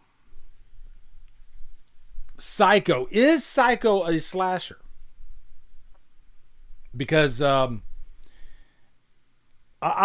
say I think Psycho is a slasher from a certain point on. And I think it is the granddaddy of all slasher movies, you know? And it came out the same year as Peeping Tom. And... yeah, I think it's a slasher movie because let me break this down. Hold on. Okay, so once the shower scene happens, we have Mother Norman coming and killing, right? And then from that point on, we have people coming to the Bates Motel to investigate, and Norman kills them.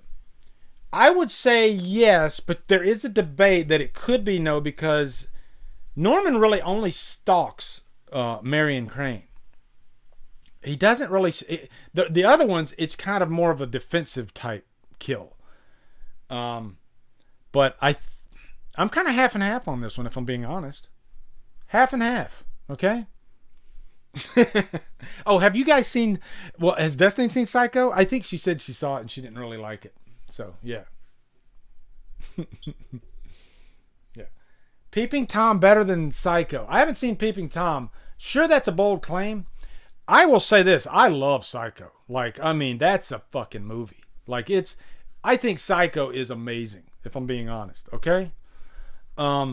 It's so unique still to this day. Like, there's no movie like Psycho to this day. I think... it's set up, like Scream owes a huge debt to Psycho because it sets up Marion Crane to be the main character. And then when she's killed in the shower, within, I think, the first half of the movie, it's a shocker. And so we're like, what the hell happened to our main character? She's dead now. Where do we go from here? And so now we have to, the rest of the movie is them trying to to figure out who killed Marion, the search for Marion. You know, it becomes a different movie. And also, I think Anthony Perkins' performance.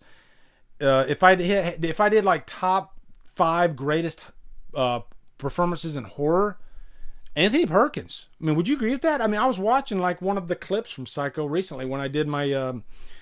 I just did the top 10 questions for Scream, and one of the clips that I used was from Psycho, and I'm just like, God, look at this man act. He is fucking amazing. You know, rest in peace, Anthony Perkins, because he was just glorious in Psycho. George Hellman says Psycho is fantastic. Psycho 2 is fine. No, Psycho 2 is fantastic too, George. Okay, I need to correct you there. 3 is a straight up generic slasher, but with a nice twist. 4 is okay. I love 3 too, but I wouldn't argue with somebody if they said they didn't really care for 3 as much. But 3 is the only movie that I saw at a drive-in movie theater. Psycho 3. Back in '86 when it came out. I saw it in a drive-in movie theater. My sister was on a date, and she snuck me in the trunk of the car. And I loved it. I think Psycho 3 is unique because the score is just wonderful. I love the score in that movie. It's very different than like the previous movies. And I like Jeff Fahey. Hey, watch the guitar. There's a lot of cool stuff in Psycho 3, I think. What am I talking about? Okay. So I'm thinking Psycho to you guys is a slasher film. That's what I'm gathering, okay? Correct me if I'm wrong. Not a big fan of the original Psycho. I respect it and everything, but Psycho 2 is my favorite of the franchise. Chris, it's hard for me to say if Psycho 2 is my favorite. Because as far as like sequels, like greatest sequels ever made, Psycho 2's up there. It definitely is. But I love the first movie so much that it's hard for me. I guess it's kind of like Alien and Aliens, you know? Half the audience loves Alien more than Aliens and vice versa. Same thing with Psycho. You know, I love the first Psycho. And I would say, if you've only seen the first Psycho once, give it another watch. Because I think you'll grow to love it even more. I really do. Okay. All right, so we're going to go to the next one, okay? I'm deeming it a slasher, all right? Okay. Now, we already talked about Texas Chainsaw Massacre, but let's just get a consensus, okay? Let me know in the chat, yes or no. Is it a slasher? Is Texas Chainsaw Massacre a slasher? Yes or no? And I'm really, really excited to see the consensus on this one. Okay, this is the one that I've been waiting for, and I'm really I want to see what you guys say. Okay, and I want another monster. I want another white monster so bad, but I don't want to die on the air. Okay. I haven't seen this in a long, long time. Love Psycho 2. Lee, you were pretty trusting that she wouldn't keep you in the trunk. Yeah, I know. I could have stayed in the trunk the whole night. I'd say no to the original Psycho. Yes, I agree. Psycho is slow burn. Texas Chainsaw is a slasher. Yes, yes. No, it's not a slasher. Yes, it's a slasher. It's a slasher. No, yeah. Uh-oh. Yes, no. So yeah, what I'm seeing here from everybody is that Texas Chainsaw Massacre is in fact a slasher. Yeah, it's 100% a slasher to you guys. All right, cool. I was wrong. You guys were right. You know, and that's okay. I can take that. I can take it. And I'm just glad I'm glad I can put this to bed. Now we know for a fact 100% that this is a slasher. Texas Chainsaw Massacre. I'm having a fucking blast with you guys. I really am. This is awesome. Okay, this is awesome. Isn't this a fun discussion? It's cool to talk about, is a movie a slasher or not? You know, maybe we should come up with another topic like this, like, is this movie a paranormal movie? And that would be, I think that's a more cut and dry subgenre though. Like there's really no debate to be had when it's like paranormal. But for some reason, slashers, there's a debate there, right? There's a debate. I was right, Panda Watch. Okay. All right, let's go to the next one. All right. I took my lashings. Okay. Here we go, guys. Okay, here we go. Is It Follows a slasher? It's very unconventional. It's very unique. Some people might say that this is an art house type of film, polarizing type of film, but is it a slasher? And who is the killer? The killer is sex. You know, once you have sex, then it comes after you.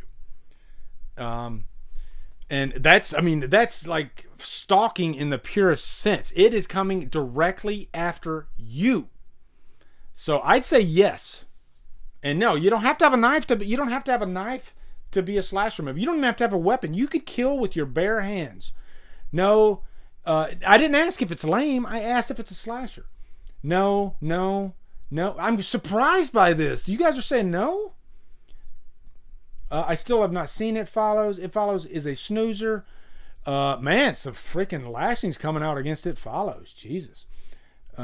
Slasher never popped in my head, but I'm intrigued by all the arguments for it. Beth, you haven't seen It Follows? Jesus. Don't have sex. You will get pregnant and die. The real talk. It's an entity that stalks, sure, but if that qualifies, then so does Paranormal Activity stalks her from childhood. Very true. That's a very interesting point, actually. See, this is the one that I'm like, I can't wrap my head around if it's a slasher or not. I think it is. If I had to put money on it, I would say it is. But just because if I'm talking about stalking, it's coming after her. It does feel like a slasher. And usually in slasher movies, right, guys, you got somebody running from a killer, like constantly. And there is running, constantly in this movie. You know, constant forward motion to get away from a killer. To me, that's a slasher. So, I don't know. Don't really know where I would put this movie, but no, it's a great movie. Yeah, I love It Follows. It's great. She's not a final girl. She was with the group of friends in the finale. That's another question. Is Jay a final girl? I think so.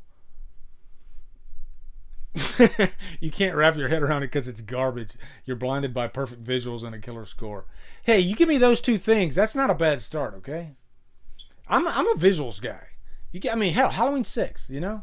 I do love, you give me really great visuals in a movie, you probably got me 50% there already. So, in a way, you're right.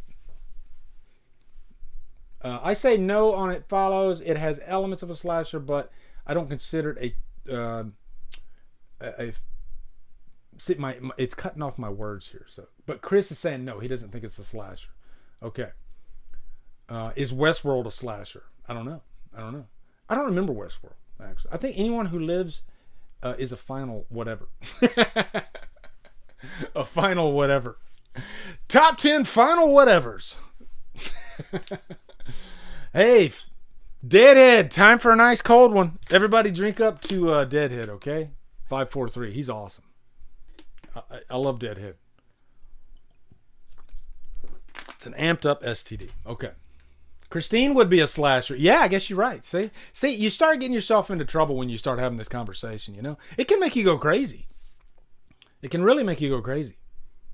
Okay. Is that the last one? Okay. It's time for funnies. Let me, perfect timing too, okay? This was a fun conversation though. And what did we achieve here? What did we achieve? Absolutely nothing. We achieved nothing at all, okay? But we had a good conversation about slasher movies. We did achieve that, I guess, I'll say it, okay? I'll take my lumps. Texas Chainsaw Massacre. I guess it's a slasher movie, okay? Whatevs. All right. It's sad that I can't open my freaking Spotify on my computer. Hold on. Yeah, it won't fucking open. You piece of shit. Okay. All right. So that's okay though, because we'll do it this way. All right. I'll pull up my Drumdums Jams playlist on Spotify. If you haven't checked out the Drumdums Jams playlist, I highly recommend you do. I got a lot of choice tracks on there, like this one.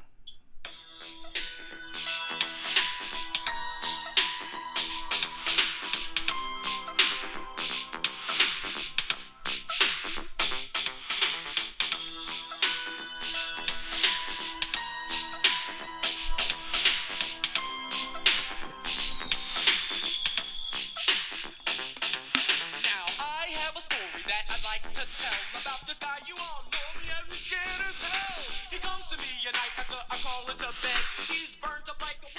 Okay, and now I can put that down there, and then I can talk. Okay.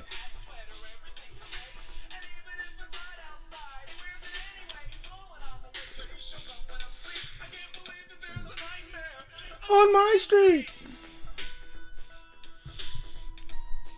Don't you love that song? How many windows do you open on your computer, Lee? I can't even count how many windows I got open, Felix. Okay, we did that. All right.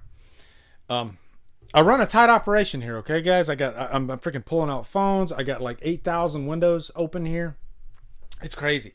So, sometimes I'll throw funnies in here, but sometimes I'll throw like stuff from some weird Gee Whiz stuff. This is my first drum set. This is 1980, I want to say 87, 88. This is when I first started playing on a kit. I played on a snare drum since I was 12, but I always wanted to play on a kit. And so a buddy of mine, he got a drum set, that drum set right there, and he gave up. He just didn't like playing drums. And so he said, hey, if you want to take over the payments, you can.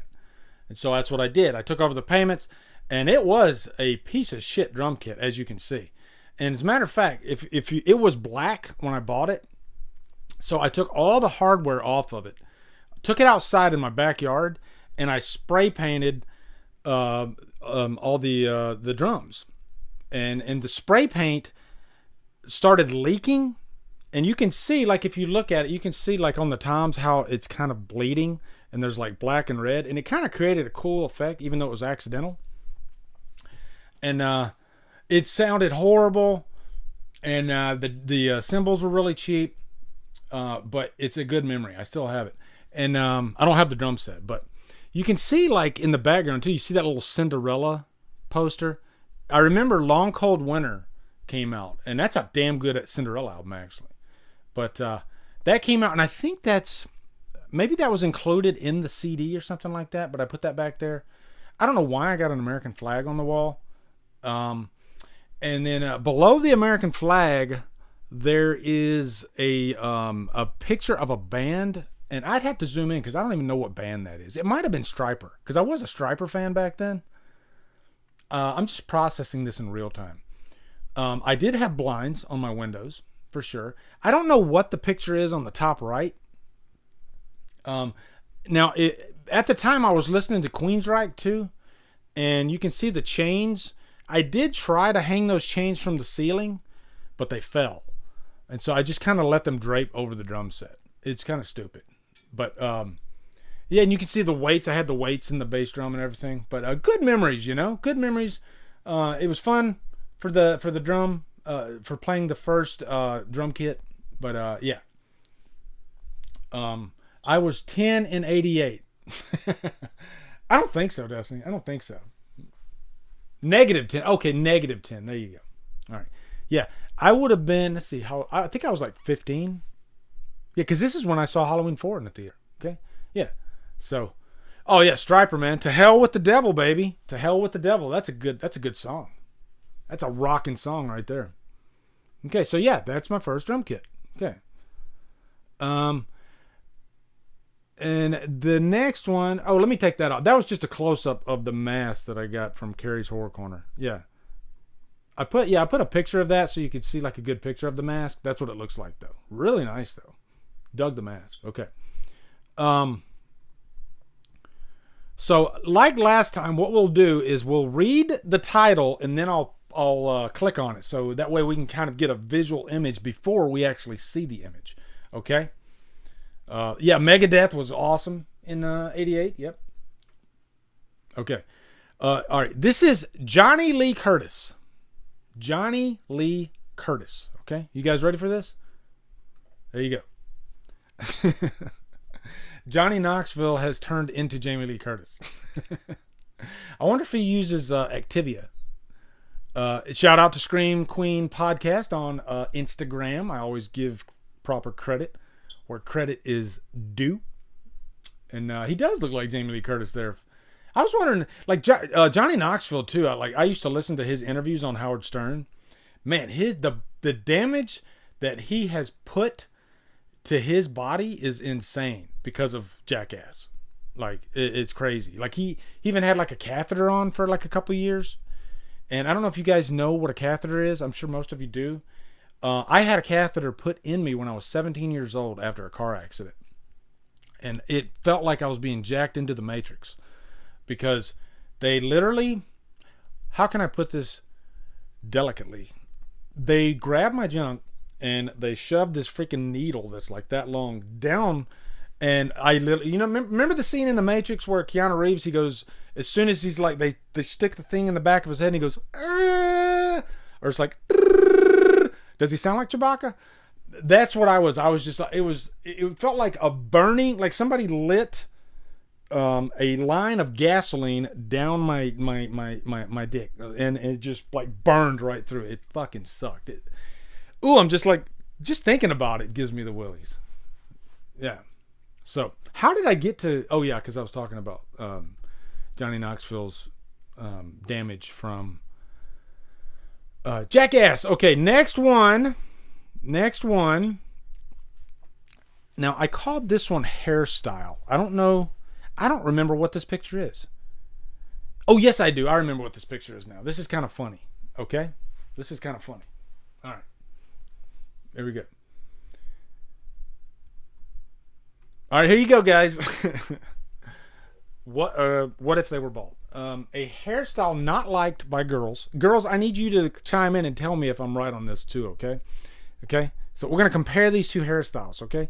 This one, the top one, is usually not liked by girls, and then girls' favorite hairstyle is the bottom one. Yay or nay? I don't see a difference in the hairstyles, though. That's the only problem. Like, do you guys see a difference? I don't know. Roberto says, everybody in this chat just uncomfortably shifted how they were sitting. Yeah. I think we all did it in unison. We all synced up, right? Okay. Haven't seen The Matrix? Jesus. Well, I mean, you're young, so that's okay. It'll come.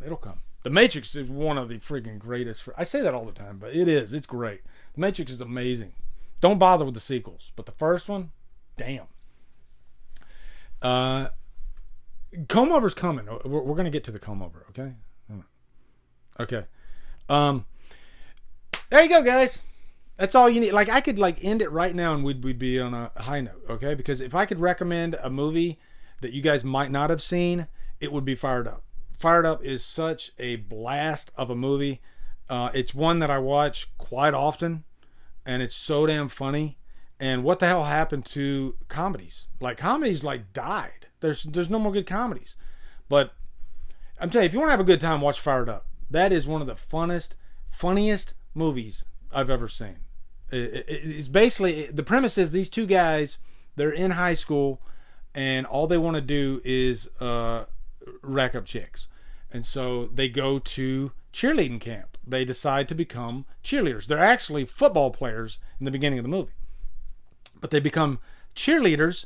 And so they go to this camp, and there's literally hundreds of nothing but girls. And so that's all they're wanting to do. And so you're thinking, okay, this movie, it's going to end with this, this epiphany and this beautiful, heartfelt, romantic ending, and a lesson's going to be learned. No. It's just a fun, kick-ass time. It doesn't take itself too seriously, and it's hilarious, okay? Yeah. Fired Up. Can't recommend it enough. Next one. This one's called Dep. Okay? This one's called Dep. Alright? There you go. Says, it's not that gory. Have you guys ever had a friend over that's not really into horror movies? And you're going to watch a movie and you think this is not that gory. I think that'll be fine. But to them, it's like this. It's not that gory, I promise. And my friend, not really into horror movies. And you're literally pouring blood all over your friend's face. Because I've had friends, I remember we were watching The Ring. I was watching The Ring with one of my friends back in the day. Kind of like when the first movie came out. The remake. I guess it wouldn't be the adaptation, I guess. We don't call them remakes if it's if it's of a foreign movie for some reason, you know? It's kind of strange. But this person wasn't into horror movies at all. And so to them, it was like that. They were like, oh my God, this is the craziest thing ever, you know? But to us, it's just like another day at the office, right? So, yeah. Tommy says, my girlfriend couldn't even watch A Quiet Place Part 2. Too scary. Yeah, you get that. Like, my coworker, Roberto, where I work, he's a fraidy cat. Like, he says his daughter loves horror movies, but he says he gets afraid by them. He cannot watch horror movies at all. He gets too freaked out. So, I always find that interesting, too, that, like, some people, like, no matter what, they cannot handle, just about any horror movie. And to us, it's like nothing, you know? Like, we're like begging to get some kind of, scare or sensation from a horror movie. Okay, next one is called death metal. Ding dongs. Next one is called death metal. Okay, here we go. Death metal. Okay. Me listening to death metal about gore, decay, mass murder, and rape on my way to my job as a nurse. Any people in the medical profession in the chat? Yeah, that's pretty much me too. Like I listen to a wide variety of music anyway, but I do listen to some good. I don't know if you'd call it death metal. I like metal. I do like metal. I like stuff like like Metallica, As I Lay Dying, Kill Switch Engage, all that stuff. And that's my face when I'm usually listening to it. It's a good time. It's a good time. Like when a doctor comes at you with a needle and says, all right, just a little stick. Yeah, exactly. Exactly, Erica. Okay, next one. This one is called conspiracy. Okay? Conspiracy. All right, so everybody, you got a mental picture of what this could be? Conspiracy? Okay, let's see what this is. I don't even know what this is. I forgot. I just call them something, but let's see. Oh, man, I didn't drag that one. Let me drag it over. Hold on. I got this. We can work in real time. Okay. Hold on. What am I doing? There we go. All right, must try this. If you one-up conspiracy theorists, they don't know what to do. So, for example, the moon landing was fake. And how do you one-up them? You say, oh, you're one of those guys that believes in the moon. So it kind of throws them off kilter. It's not funny. It's a good experiment. What would be another example? Like the JFK, there was more than one killer for the JFK shooting. And then you could say, no, JFK's still alive. Right? So yeah, that's how that works. It's a fun little thing. I remember I was watching remember like Dane Cook's comedy back in the day. Like he fell off the face of the earth, but I thought his stand-up was pretty funny. But one of his experiments, and I thought this was great actually, was go into a fast food restaurant and order something that's not written on the menu, to throw them off. Like he says, like you got go to a KFC, literally look up at the menu and point when you say it, okay? And he says, I'll take the chicken. Let me get the chicken fun pack. And then the cashier's like, chicken fun pack?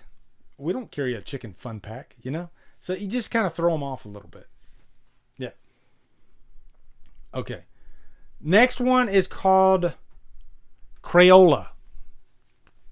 Pretty self-explanatory, right? Crayola. We could probably get a mental picture of that. Crayola. Let's do it. Crayola.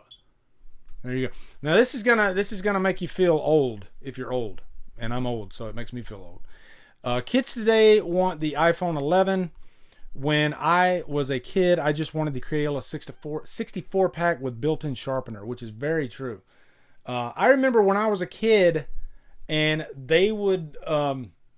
The classmates, the ones that came in with those 64 pack crayons, I envied them so freaking much. I wanted that freaking 64 pack with the sharpener so bad. But somebody was telling me that the sharpener kind of sucks anyway, so it's kind of a lost cause. And what is it about crayons? Like, why do we want crayons so much? You know, like why? Well, it's like the more crayons we have, the better. Why was that? You know, because thinking about it now, I if I had 8 crayons, I'd be fine. You know, I don't need burnt sienna. You know. Do you guys remember any like weird crayon names? I remember burnt sienna for some reason. I don't know why. Crayola was in the 1800s. It was. Okay. Let's see. Next one. Let's see. Okay, yeah, I like this one. This one's good. All right, this one's called 40 Divorce. Okay, 40 Divorce. All right. Some of you might have seen this one floating around the internet recently. I got a kick out of it. 40 Divorce. Here you go. There you go. Divorced men after 40 on dating apps. Is that not true? I'm looking for a female companion with delicate, soft skin. And that's like they're putting out the what would that face be called? You know, the vibe. I'm putting the vibe out, something like that. The smolder. It's a little bit of a smolder. Do you remember that episode of Mr. Rogers when he showed footage from the Crayola factory? No, but I would love to see that actually. That sounds actually badass. Man, that Mr. Rogers movie was kind of a letdown for me too, because they didn't really like jump into Mr. Rogers. So it was about this other guy. So I don't want to go into a big conversation about Mr. Rogers, but that was kind of a bummer because I grew up with Mr. Rogers. You know, I used to watch Mr. Rogers all the time. Oh, Colin, you're after my heart. Do you like Bill Hicks? Has to be my favorite comedian along with George Carlin, both sadly gone now. Colin, I will have you know that Bill Hicks, and I shit you not, this has been since the 90s. Bill Hicks is my favorite comedian. And maybe that's part of the reason why I became such a Tool fan. Because Tool, they dedicated their Anima album to Bill Hicks. And they even used like an audio clip of Bill Hicks at the beginning of it looks like he's holding in a fart. He does. But yeah, man, I love Bill Hicks. Yeah, Bill Hicks was amazing. I used to have like 4 of his albums like on CD or something like that. And yeah, man, I miss Bill Hicks. He was just one of those very intelligent yet still hysterically funny comedians. And thought-provoking, and all of his comedy was basically about, you know, what was going on in the world at the time. And he was one of those guys that could get political but still make it relatable and funny, because you know how some comedians, if they talk politics, they can kind of lose you, because some of us we don't really care about that shit. But Bill Hicks did it in a way that would just kind of grab everybody. So that's one reason I loved Bill Hicks. He has one skit. If you ever look it up on YouTube. Bill Hicks, Your Children Aren't Special. That is a really, really, really funny skit. Okay? Your children aren't special. And I'm not even going to I've listened to that skit so many times. I'm not going to tell you what he talks about because I want you guys to witness it for yourself. Okay? But Your Children Aren't Special I don't even know if it's on YouTube. It should be. But and he has one of the most popular comedy albums of all time with Arizona Bay. Arizona Bay. Yeah, that's a great one. That's a great one. Okay. Next one. This one's called Weekend Plans. Weekend Plans. Here we go. Kate on Instagram, she posted this. Do you have any weekend plans? Me, just the usual. Right? The Right Horror fans? Isn't that pretty much us? We get into some weird shit on the weekends, right? But that's the weekdays too. But yeah. And I guarantee you, like, compared to like our non-horror friends, I'm sure they think a lot of the shit that we do is really out there and weird. Like, remember last time when we shared that funny about the horror collection? And you see the guy showing his friend his horror collection and the 2 facial expressions, you know, and the guy himself, he's like, you know, like elated seeing and his friend's just like, it's kind of like that, you know. We always kind of put a little bit of a chill in our non-horror friends. So, okay. Next one is called VHS. VHS, okay? And doesn't that bring back some memories? It does for me. When I was a kid growing up with my parents, we had one of these VHS cases, and we used to copy all our movies, and that's what it looked like. We'd have like I did the SLP, I think it is, where you can get 3 movies on one tape, and I always had like 3 movies per tape. But yeah, like that. Halloween 4 and 5, Pet Sematary 2, Amityville. So that would be SP. You got SP, you got LP, which is medium, so you can get like 2 movies, and then you got SLP, which is you can get 6 hours. Okay. I even had like a Betamax machine that I bought from an old pawn shop back in the 90s after I came in the military. Just because you could copy anything onto beta.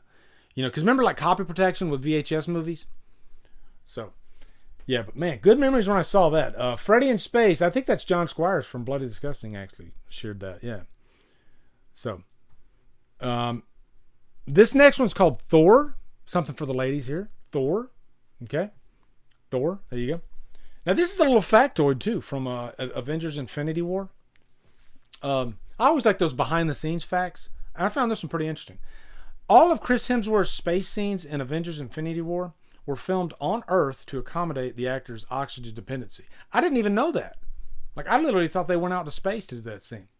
But, when I backed myself up and I thought logistically that'd be kind of a nightmare to actually get all the filming equipment. Okay, I'll stop. That's enough. What am I doing? All right. Okay, next one.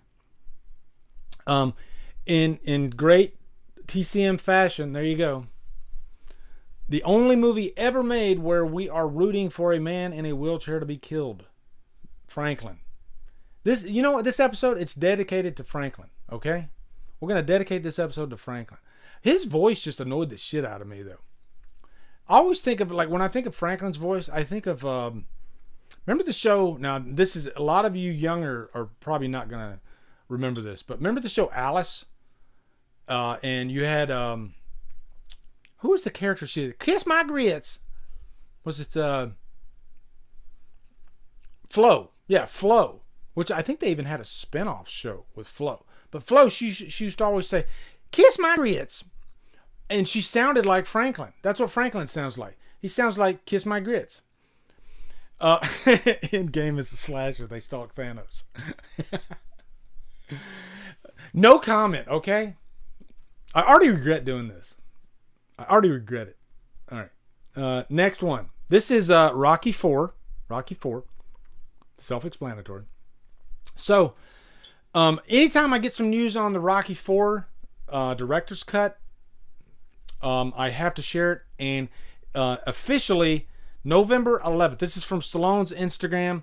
November 11th, they're going to be showing it in theaters, and I'm thinking it's going to come to 4K then too. And man, if this plays at my theater, the thought of seeing a brand new version of Rocky 4 for the first time on the big screen really blows my hair back and knocks my socks off. See, I took 2 little what do you call those? Is that like an anagram? Is that an anagram? I don't think it is. Okay. What are those called, guys? Okay, I need you guys. Any smart people in the freaking chat? Okay, because I'm definitely not smart. But it's a saying. Okay, it's a saying. All right. But yeah, the thought of seeing that on the big screen, it's gonna be great. Yeah, put that on your calendar, Beth. Okay. This is this is actually from Killer Flicks. And Danae Dunning said something so funny that I wanted to share it with you guys, okay? Now, just to give you some context, I don't even remember what I said, but somebody said that Quentin Tarantino... Oh, yeah, I basically asked, give me your fantasy director for a horror movie. And somebody said Quentin Tarantino directing a Friday the 13th movie. And so Danae Dunning said, and Pamela and Jason would talk their victims to death. And I kind of gut laughed at that. I thought that was really funny. So I had to share that with you guys. And Danae, if you're listening, that was hilarious. I liked it. Next one is Pennywise. This one kind of blew my hair back a little bit. Look at that. Bill and Tim at the same age when he played Pennywise look almost identical. They really do look. That could be just the angle though, but they do look very similar there, which is crazy. Do you guys think? In that picture I do, but I never ever thought they looked alike until I saw this picture. Now, who looks creepier as the clown? Do you guys think Bill Skarsgård looks creepier? I think Bill Skarsgård does look creepy. Like, that's a scary looking fucking clown. Tim Curry, I mean, he definitely looks creepy. That's definitely scary. But yeah, I'm gonna go with Bill Skarsgård as far as like creepiest looking. Yeah, for sure. And I've only seen the original once. And I've seen the remake a couple times. I do like both. I like both, but I really like the remake. And I know that's controversial, but I do. Okay, next one. This one says Myers. That could be anything, okay? That could be anything Halloween related. I just put Myers. So let's see what it is, okay? Oh, Jill shared this with me. Okay.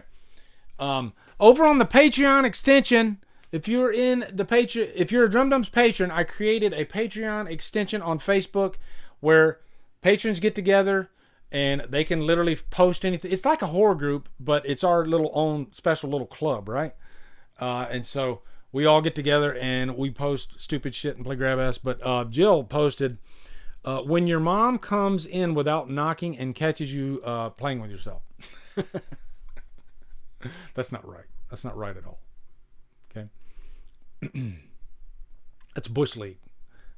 Okay. This next one. Oh, Michael J. Fox, guys. He just turned 60 years old. And I'm a huge Michael J. Fox fan. Okay. Like I said, Teen Wolf, one of my favorite movies. Back to the Future, one of my favorite movies. He just really had a bright, shining career in the 80s, you know. And it's so sad what happened to him with the Parkinson's disease. But, man, still to this day, I think one of the most unique and just likable actors out there. You know, he definitely has that signature about him, you know. He's just the type of guy that you feel like you'd want to hang out with. That's what I like about Michael J. Fox. He seems approachable in his movies. But yeah.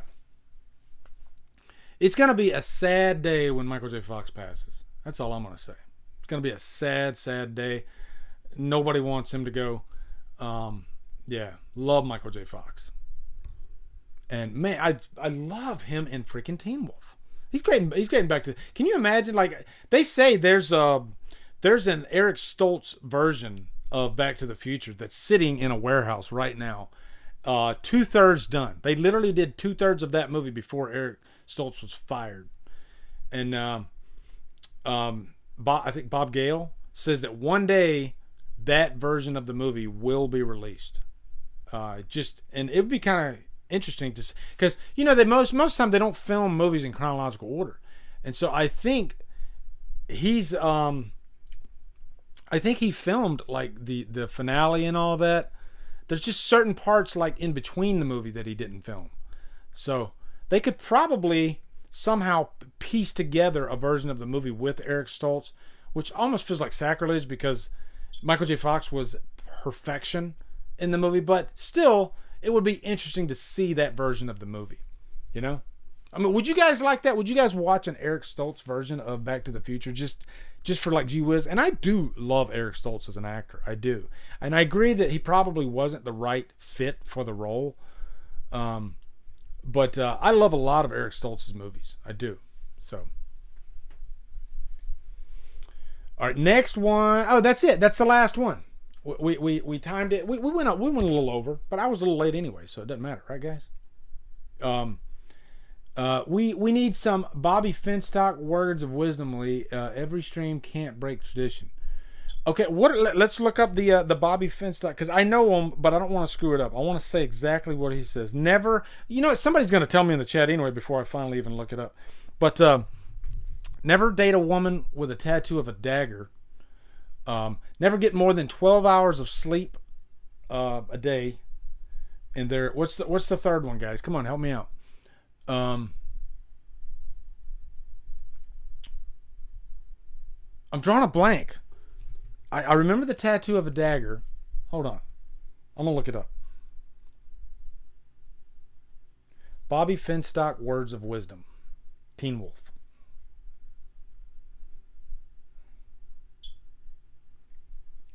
Here we go. Okay. 3 rules that I live by. Never get less than 12 hours of sleep. Never play cards with a guy who has the same first name as a city. There we go. And never get involved with a woman with a tattoo of a dagger on her body. Now, you stick with that, and everything else is cream cheese, baby. That's it. That was a great idea, Beth, to close it off. Guys, damn, man. I swear, this is like the fastest freaking DDLive I've ever had. This was so damn fun. I really enjoyed talking about slasher movies and proving that Texas Chainsaw Massacre is absolutely not a slasher. It was so fun.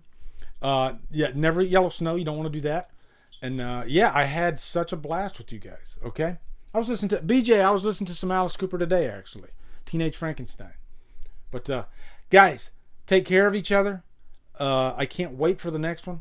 Hopefully, I like doing these once a week if I can swing it. So maybe we can swing one for next weekend. Okay, we'll see. Because I love doing it. All right. Also, be on the lookout for Christian Hanna. I did a video with him and Nick from what's his channel? Lost River Drive-In. We did an episode, and I'll go ahead and tell you what it is. It's like a 2 hours long podcast, and we talked about our memories of every Halloween movie, because he's doing this for franchises. He did one with Piswell for Friday the 13th, but in this one, he basically said, Halloween 1, what is your memory of the first movie? The first time you saw the movie, share that experience. Same thing with Halloween 2, Halloween 3, and so on. And so, yeah, we went through every movie in the franchise, and we just talked about our first impressions, our memories of the movie, and it was so damn cool just hanging with those guys and talking about it. So, and we did it unlisted because he's going to edit it, and then I don't know if he's going to throw some clips or some video in there or anything, but I know he's going all out with it. And that should be coming out, I think he said, like maybe this within this next week, sometime like that, or it might be out today. He said something about a Sunday. I don't know if he meant today or if he meant next week, but it was really fun. So look for that on Christian Hanna Horror's channel. And and a Butter Cookie, what horror remake would you love to see? I'll answer that question. What horror movie remake would I love to see? Let's see, if I look around my room here, Logan. No, I'm just kidding. That's not a horror movie. Hold on. I'll tell you which one I don't want to see, and that's this movie right here. Don't remake Sleepaway Camp, okay? If anybody's watching this from up on high, do not remake Sleepaway Camp. It's perfect the way it is, and you can't remake Sleepaway Camp. Okay, I can think of more movies that I don't want to remake for than the ones that I do want to remake for. And usually when they do remake a movie, I'm never thinking about that movie before I heard about it. Like, ooh, I wish they'd make a remake of that. Even Halloween. I didn't really want them to remake Halloween. So, because it's usually, the remakes aren't as good as the originals. Sometimes they are. Most times, for me anyway, they're not. Okay? Don't remake Sleepaway Camp. Okay? So, there's my half-assed answer. Because I can't think of a movie that I want to remake for. Okay? But, anyway, guys, take care of each other. Love you guys. And thank you for stopping by. And I wish I could think of a good... meet me at the waterfront. Okay? That's the last thing I want to say to you guys. Meet me at the waterfront. And Texas Chainsaw Massacre is not a slasher.